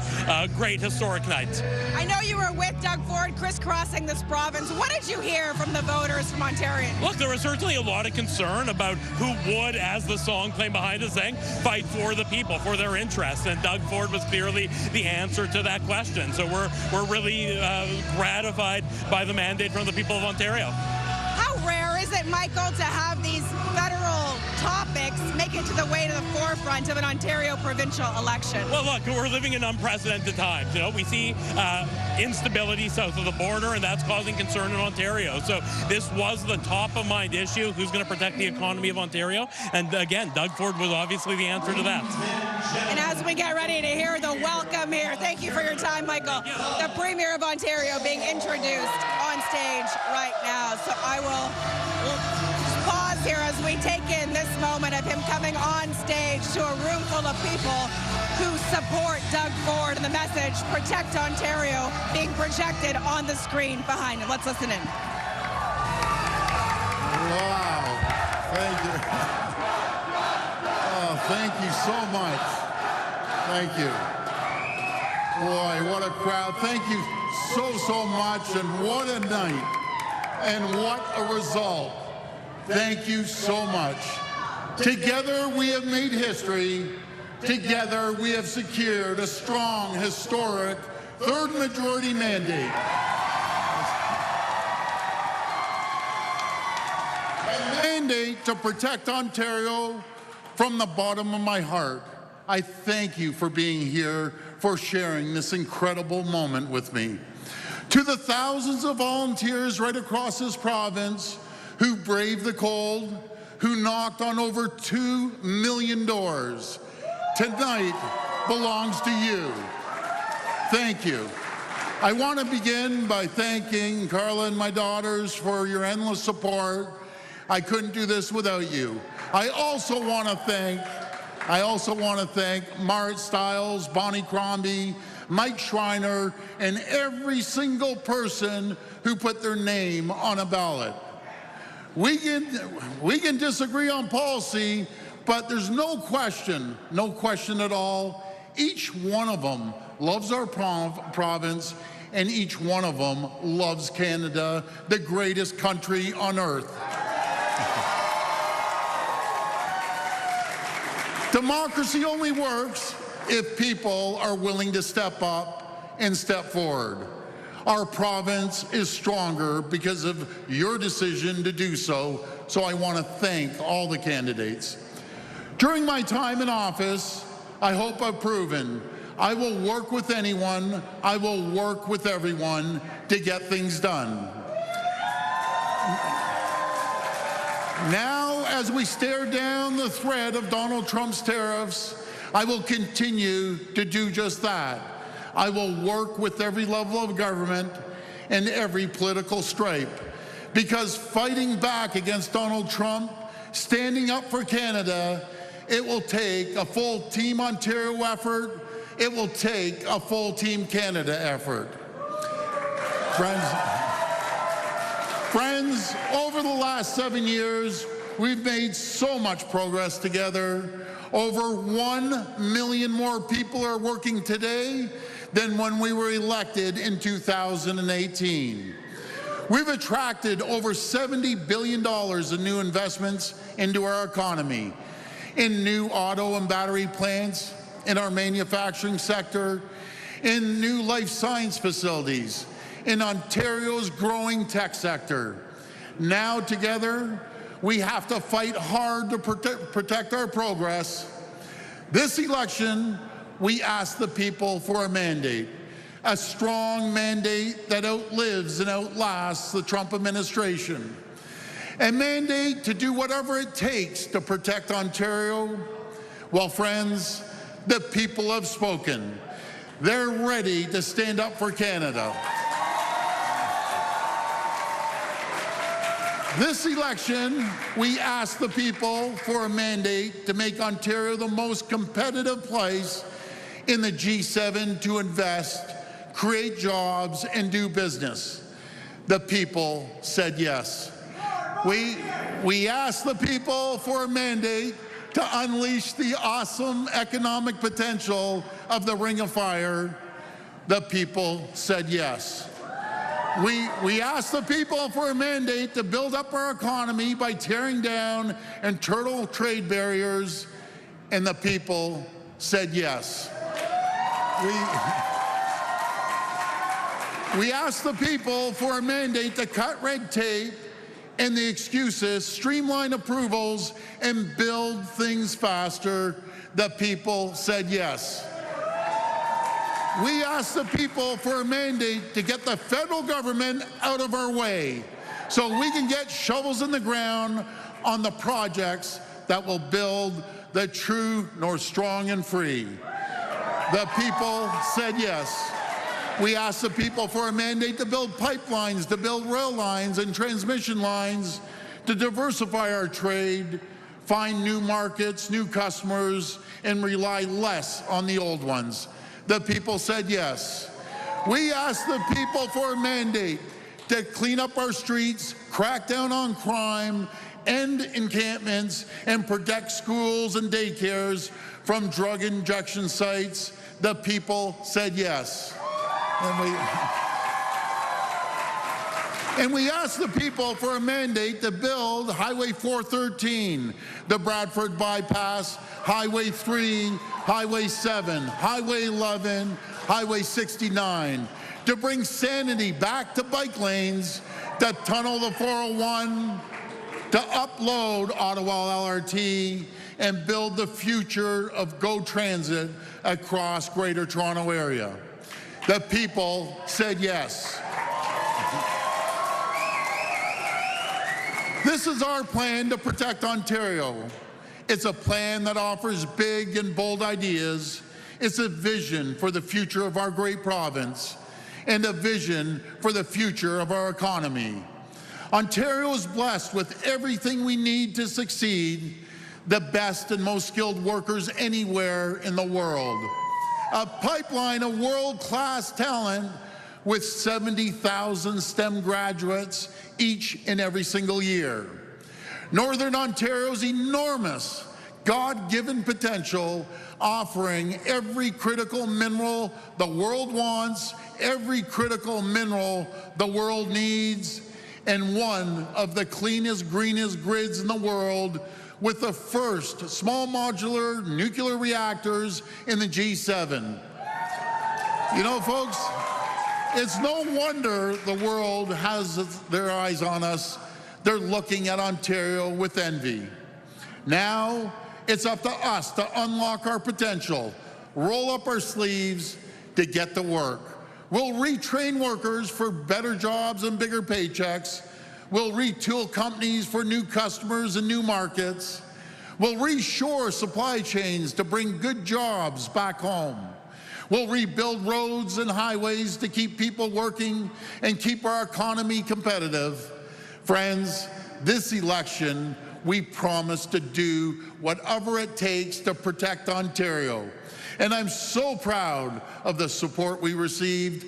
Together, we made more inroads into new communities, with more people seeing themselves reflected in our party, in our priorities. A record number of unions, including first-time supporters like our great firefighters, our great police, uniform locals, hospitality workers, and more trade unions, mayors from every region of Ontario, and everyday hardworking people in Thunder Bay, Timmins, and Sault Ste. Marie, in Eastern Ontario, Hamilton and Windsor, in Brampton and Mississauga. Your support is truly humbling. I will never, ever take it for granted. I will never stop working for you, because we're in a battle for the future of our province, for the future of our country. I promise you this, I will wake up every day and I will fight like I've never fought before. I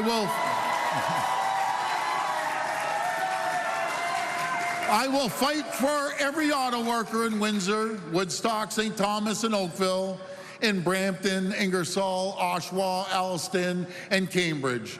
I will fight for every miner in Timmins, Thunder Bay, and Sudbury.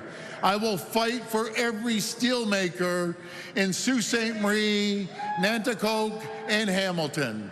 I will fight for every worker on the factory floor, every student starting their career, and every senior starting their retirement. I will fight for First Nations communities, for newcomers, for everyone in Ontario looking to get ahead. I will fight for you.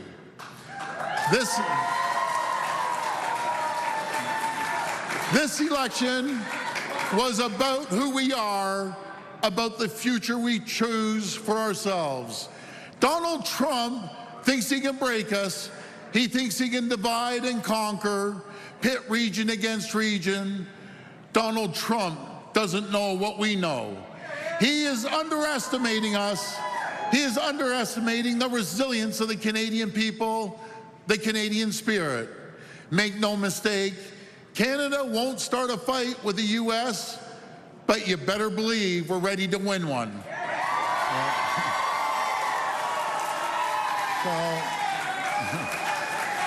So thank you. Thank you, everyone. So, folks, let me be clear. Canada will never, ever be the 51st state. And Canada is not for sale. Over the last weeks and months, I've seen the best of our province, the best of our country. Hardworking people standing up for what's decent, for what's right.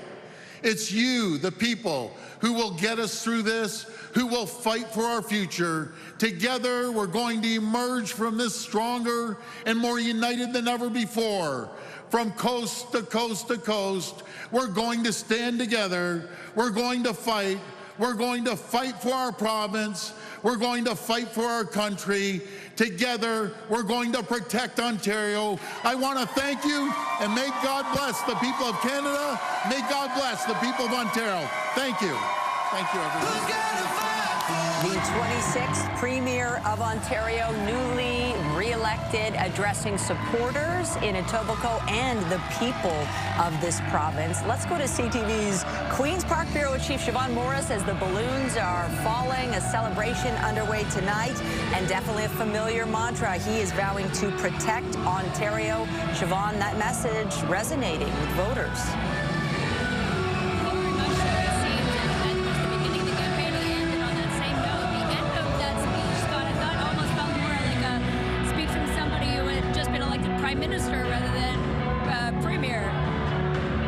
The very same thought as the flag was waving behind him. He was talking about the fighting Canadian spirit. Said he was going to dunk the ball, and he dunked it with both hands, and it was all fighting words. The thing that jumped out to me, he said, we are in a battle for the future of our country, a battle for the future of our province, and he made the mandate full tonight by saying he's going to take the fight to Donald Trump. It's what the crowd wanted to hear, and it's the mandate that he wanted.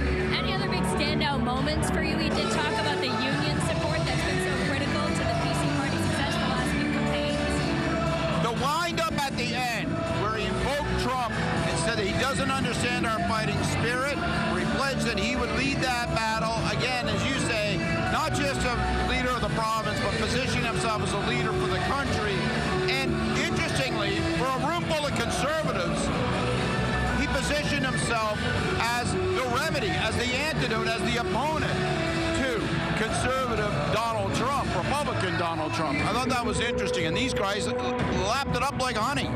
What do you think happens when on the federal scene where we're about to see a new prime minister chosen, potentially a new election there? How does Doug Ford fit into that? You're going to see a battle between all of the politicians on the federal stage to ape what Doug Ford just did tonight. Put themselves in the position of the battler, willing to go to battle with Donald Trump. It's going to start next week when these tariffs are imposed. You're going to hear from Mark Carney. You're going to hear from the incumbent Prime Minister, Justin Trudeau. You're going to hear from Pierre Poilievre. He just gave the speech that Pierre Poilievre would love to give every day.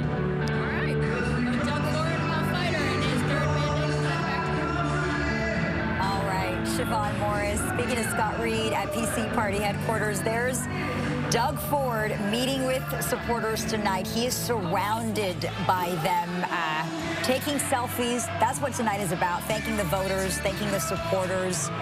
All smiles there. Doug Ford asked for a fresh mandate to take on Donald Trump and the threat of U.S. tariffs, and that is exactly what he gets tonight. We're looking at live images again of the Congress Center. I'm going to swing over to our panel here. Vashi, there's something I've been thinking about.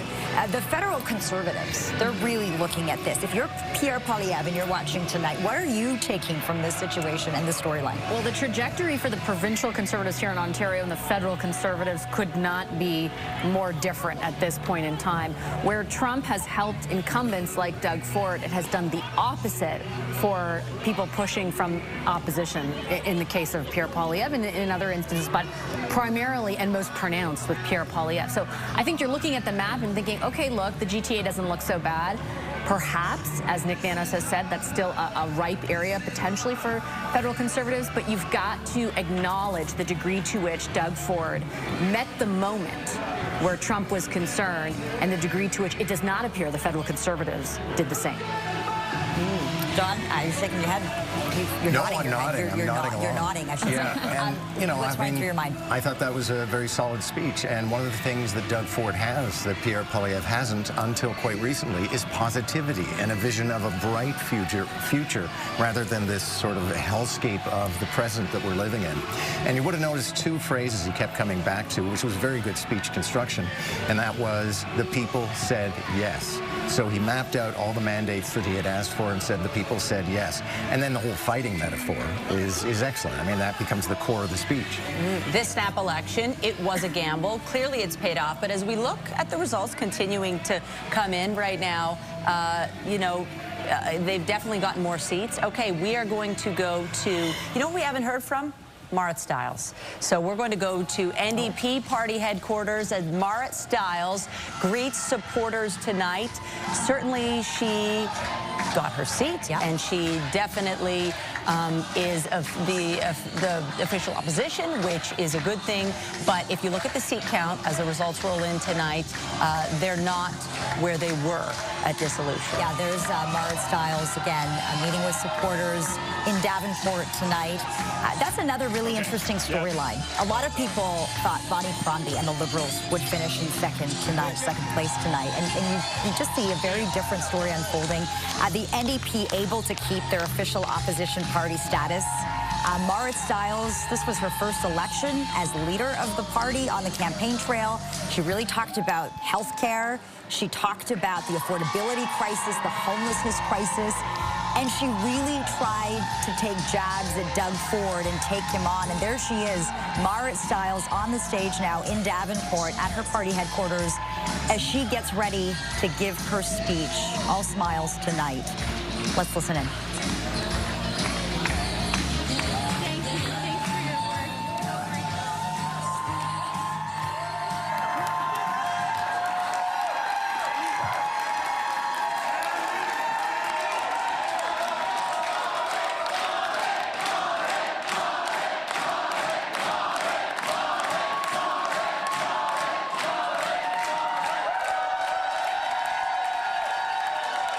Thank you so much. Oh, wow.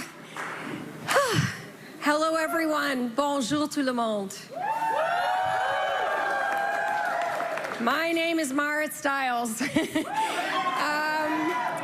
Look, we set out in this election to form a government on your side. Now, the results aren't everything that we hoped for, but the people of Ontario made their choice. They've re-elected the government, hoping it will help protect them from Donald Trump and his tariffs.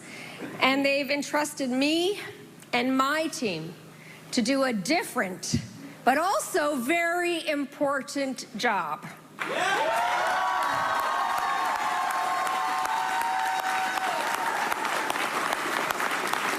Folks, we've been tasked again to serve the people of Ontario as their official opposition.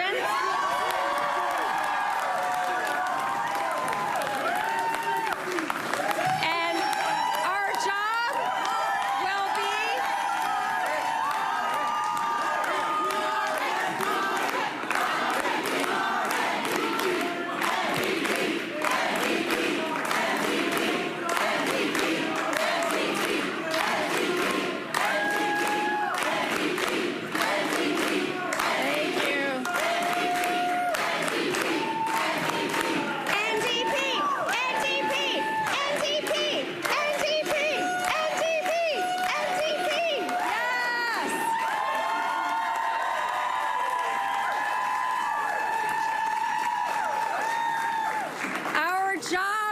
to hold this government to account. And that is the job that we are going to do with our usual fight and our determination, but also with love and hope and optimism.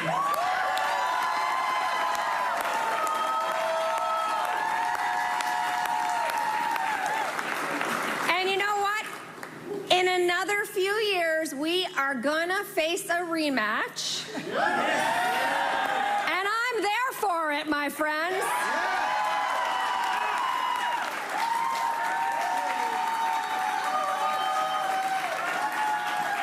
Now, listen, I want you to know that I'm congratulating tonight Premier Ford on his victory. And I really do want to offer him any possible help that we can provide in the face of the threat of Donald Trump. The threat is real. And I deeply believe that we can overcome it with a strong Team Ontario and a strong Team Canada approach. So, you know, my message to the people of Ontario is, in the face of Trump, we will stand together, and we, the Ontario NDP, will stand up for the people.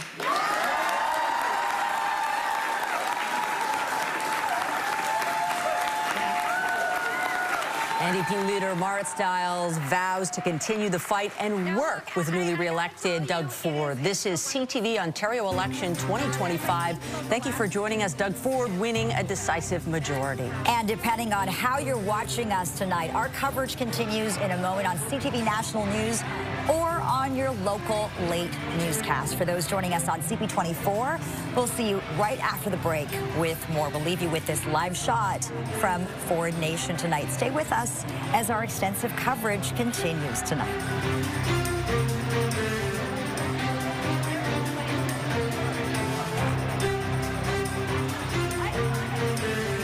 Introducing Rogers Xfinity with internet that handles it all. Awesome. I'll be right back. Built for more devices. Okay.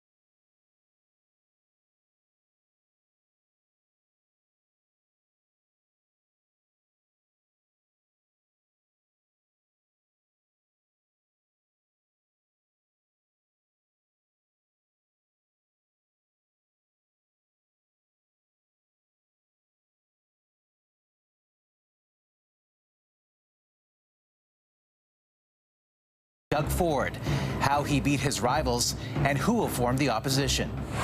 A last-minute Canadian pitch in Washington before tariffs are set to kick in, and what led to this moment in the U.S. Capitol. We're the closest of nations, and we had very good discussions today, but we didn't discuss Canada. Thank you.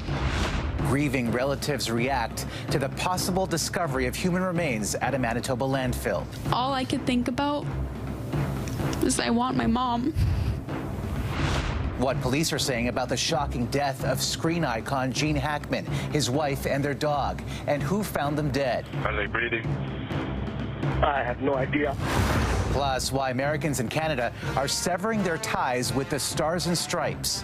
I am just so embarrassed, I think, really, by what my country has become. The surge in those renouncing U.S. citizenship and the massive hurdles.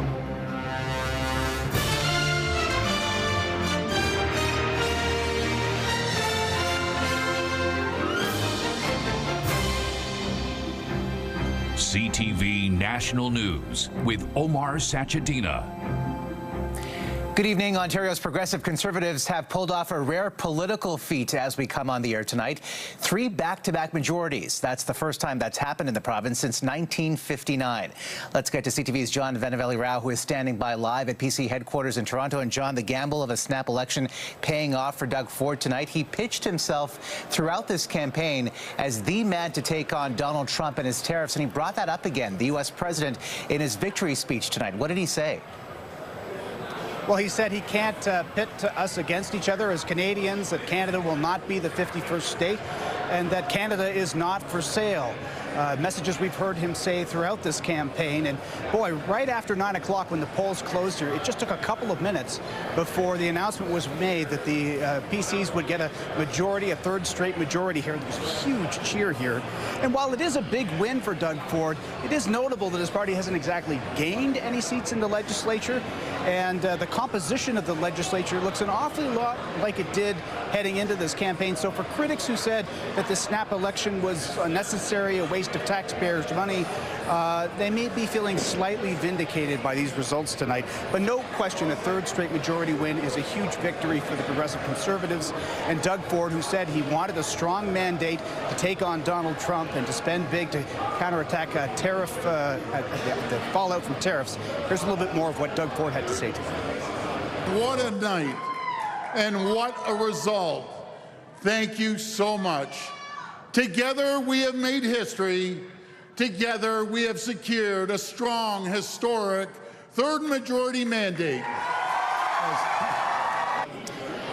Now, the NDP, they hung on to their official opposition status. The Liberals in Ontario did make some gains in that they have enough seats now to regain official party status, something they haven't had in 7 years, though notably, Liberal Party leader Bonnie Cromby failed to win her seat tonight. Omar.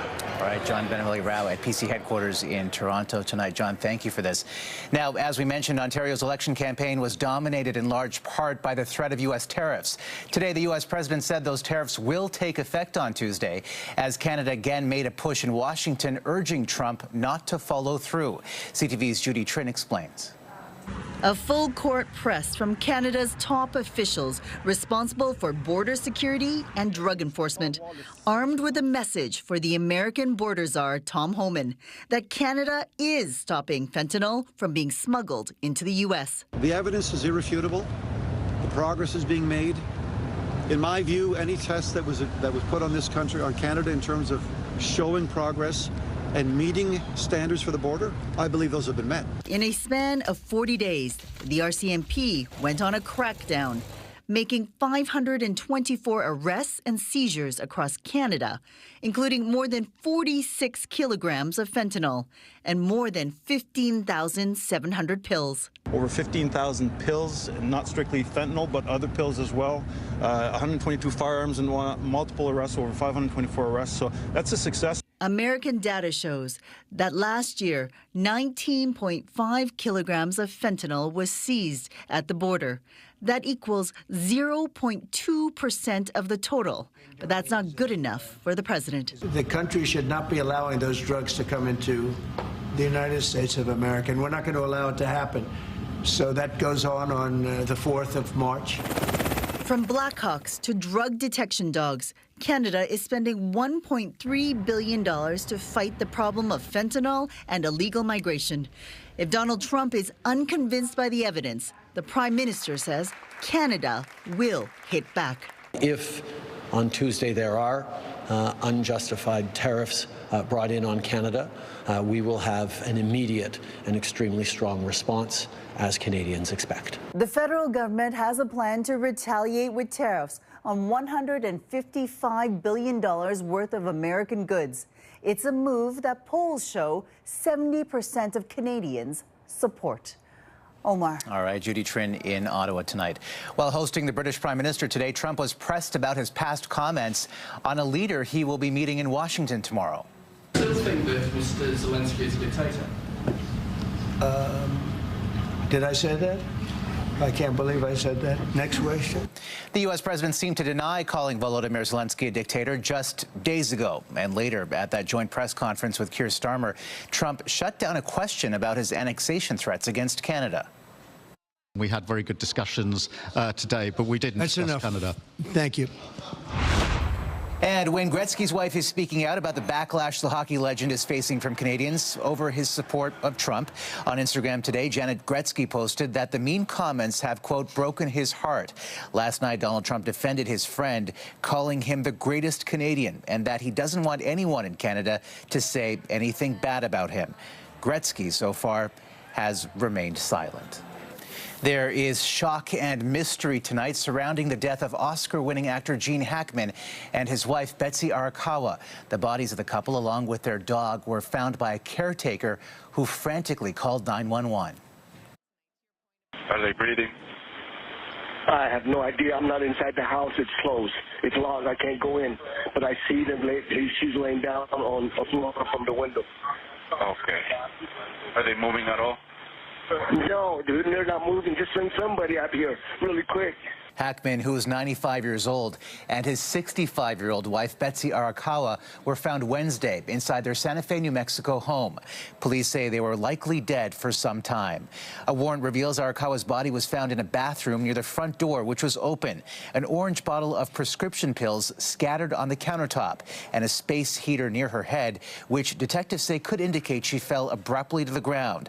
Hackman was found in a mudroom near the kitchen, his cane next to him, according to the warrant, and signs he too may have fallen. Police say the deaths are suspicious, but they are ruling out a carbon monoxide leak or foul play. There was no indication of a struggle. There was no indication of anything that was missing from the home or disturbed. The sudden deaths leaving fans shaken, reflecting on the life and legacy of an entertainment legend. Here's CTV's Scott Lightfoot. I expect and demand your very best. For more than 5 decades, he was a star of the screen, but Gene Hackman started his life as a child of divorce who lied about his age to join the Marines and then worked a number of different jobs just to pay for auditions. Every day was like a new challenge. It was going out and trying to get that job and doing those auditions, and I loved it. The aspiring actor joined the Pasadena Playhouse, where he met another young hopeful named Dustin Hoffman. The two were voted least likely to succeed. We're going to have ourselves a time, boy! But it didn't take long for success to come. His first of 5 Oscar nominations garnered for his role in Bonnie and Clyde. I don't buy that, Irv. The stuff is in that car. 1971's The French Connection would get him his first Oscar win. The prestige involved with an Oscar means that you have been in a couple of films that have made some money and that they can take a chance on you. On Independence Day. And Hackman kept capitalizing on the chances he was given, winning an Oscar 21 years later for his role in Unforgiven. But Hackman says he felt the tough guy roles limited his range. We're cast so close to type in films that you can only do so much within your own persona. He created the film persona of an iconic nemesis to Superman. You were great in your day, Superman. And though a huge star, Hackman said he always liked the idea of Hollywood, but never fully embraced it. I guess movie star is Robert Redford and Paul Newman and kind of guys that I idolized or visualized when I was a real young guy.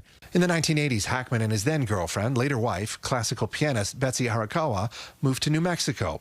He would continue his film career. In his later films, Hackman took on comedic roles. Comedy's harder because, you know, it isn't arbitrary. If they don't laugh, it doesn't work. The problem is... And in 2004, citing the stress of the craft as being a hazard to his health, Hackman retired from acting, for the most part living out the rest of his life out of the spotlight. Gene Hackman was 95. Scott Lightfoot, CTV News, Toronto. Here at home, search teams have made a heartbreaking discovery in a Manitoba landfill, possibly human remains belonging to 2 Indigenous women. CTV's Alex Karpa on the emotional toll on their families. All I could think about is I want my mom. No one should go through any type of heartbreak without their mom. The families of Morgan Harris and Mercedes Myron emotional today after the discovery of potential human remains at Manitoba's Prairie Green landfill. That scary movie we've been living for the last couple years has become a reality. The search of the landfill began in December after family and Indigenous leaders pushed to search this area for the women murdered by convicted serial killer Jeremy Skibitsky. Although it's a good thing that we found the remains, it's also very, very hard. We're going to continue fighting. No family, no person should go through what we went through.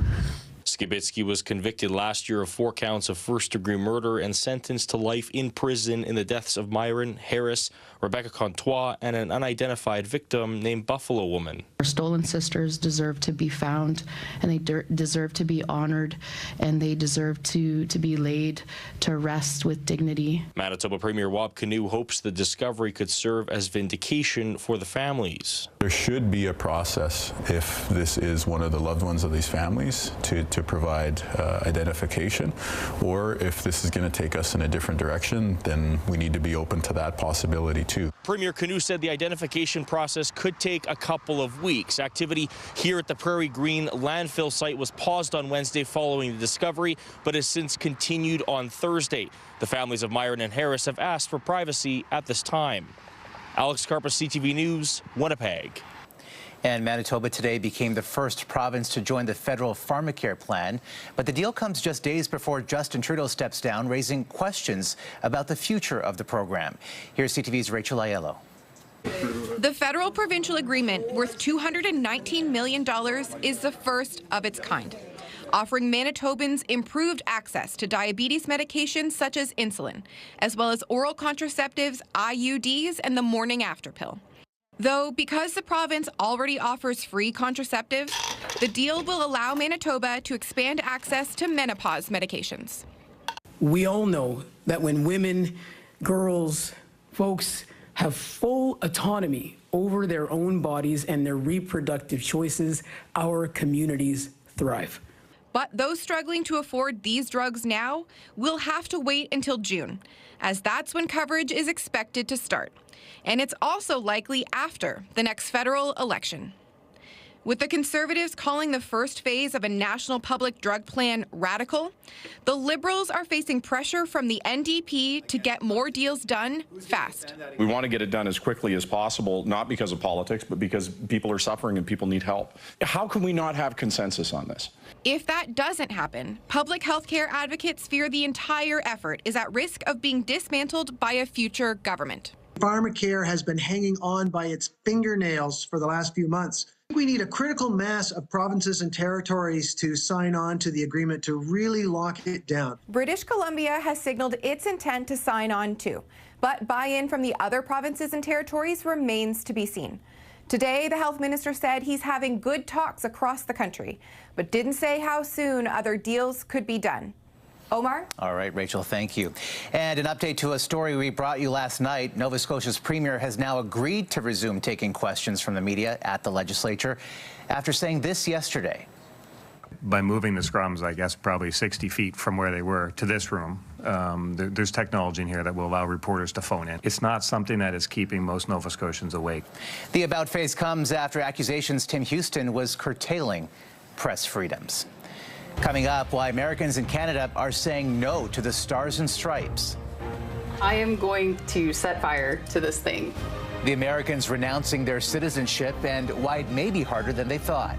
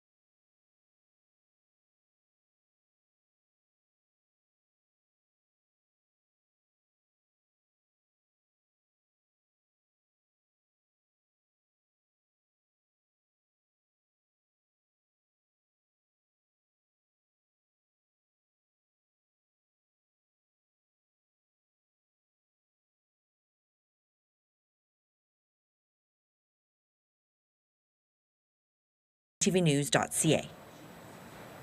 Since Donald Trump began his aggressive stance against Canada, there has been a surge of Americans here talking about giving up their U.S. citizenship. CTV's BC Bureau Chief Andrew Johnson spoke to one family ready to do just that.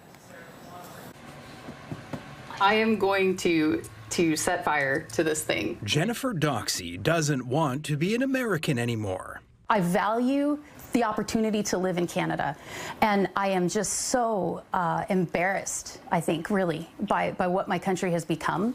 Doxey moved to this country from the U.S. Midwest close to 2 decades ago, first to Saskatchewan, then settling on Vancouver Island. Her husband and one of her 2 daughters have dual citizenship. We feel Canadian in every respect, but every last one of us in our family is like chained to the United States, and we don't want to be.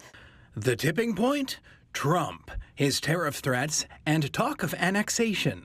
I hear Donald Trump come on television and say that he would like to make Canada the 51st state, and this just infuriated me. But renouncing American citizenship isn't easy or cheap. The U.S. charges about $3,400 Canadian per person. The process can take months, including immigration filings, tax submissions, and an interview. It's a major life decision, and it's not something that should be taken lightly. Still, one immigration lawyer, an American who renounced his own citizenship in 2023, says since Trump was reelected, he's getting 50% more inquiries. I think there's just a frustration that the country is going in this direction of animosity, and people don't recognize it from when they used to live there. Jennifer Doxey is sure she will never live in the United States again. I feel for the people that are left behind, that are having to watch this. Andrew Johnson, CTV News, Vancouver. Still ahead. How imported tires rolling into Canada are deflating the car industry.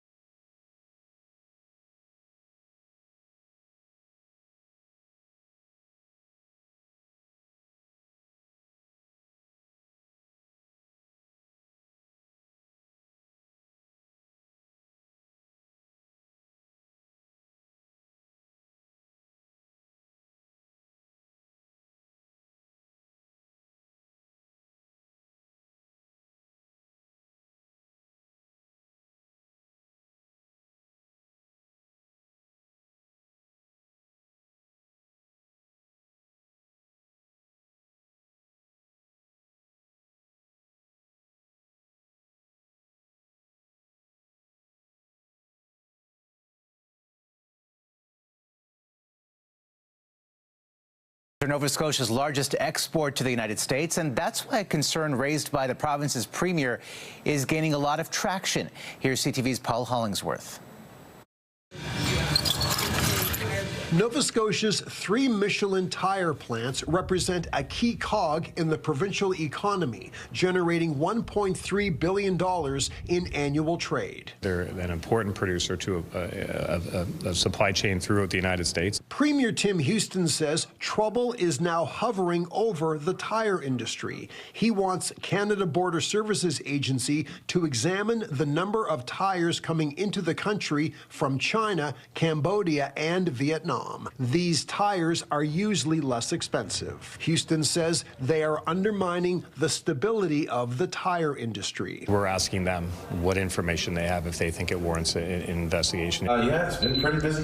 According to Ahmad Ali, roughly half of his customers are always looking for the best deal, sometimes prioritizing cost over quality, regardless of where the tires are made. It has to be safe, and that's why not any manufacturer internationally or nationally can just issue their tire right away. It has to go through safety boards and has to get all the approvals and licensing before they can be issued and allowed to be sold. Michelin employs close to 4,000 people in Nova Scotia. Premier Hudak says cheaper tires made in Asia are driving prices down and putting jobs at risk. With the trade tensions we're seeing in the world, with the Trump taxes and just the various discussions around interprovincial trade, we're all just really heightened as to making sure that the playing field is as fair as possible. Michelin declined an interview with CTV News. Hudak hopes CBSA responds quickly before any serious damage is done to Nova Scotia's tire industry.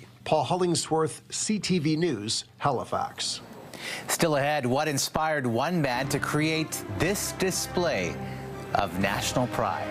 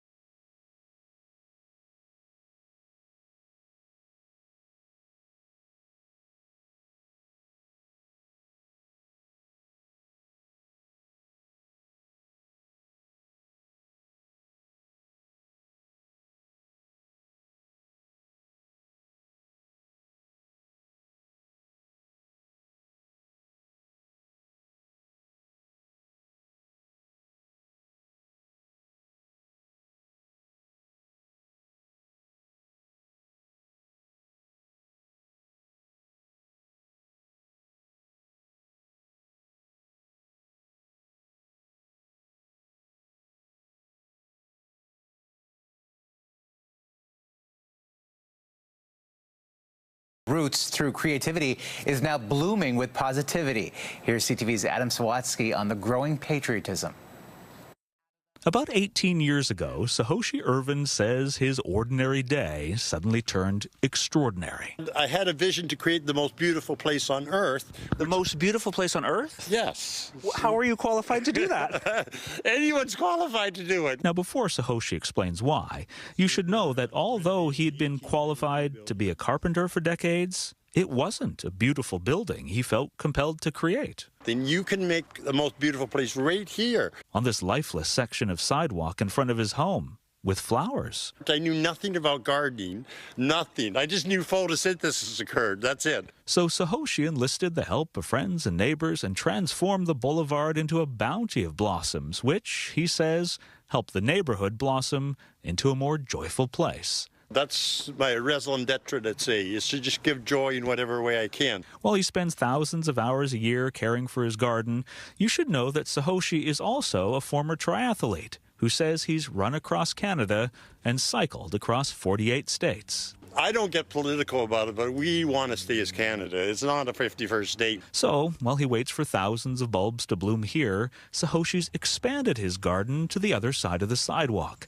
and arranged hundreds of flowers to form our flag, to cultivate gratitude for here and counter any conflict with elsewhere. You don't want to have war. You don't want to fight when you're filled with joy. You want to feel good and do good things. And why aspiring to make this the most beautiful place is not a competition for Sahoshi. It's more of an invitation to not just make one place great again, but inspire all of us to make every place feel for everyone like the most beautiful place on earth perennially. Anyone's qualified to do it. We're all qualified to do it. You just have to go out and do it. Adam Sawatsky, CTV News, Victoria. That's a beautiful message. That's a snapshot of this Thursday. Heather will be here tomorrow. For all of us at CTV National News, thank you for watching and good night.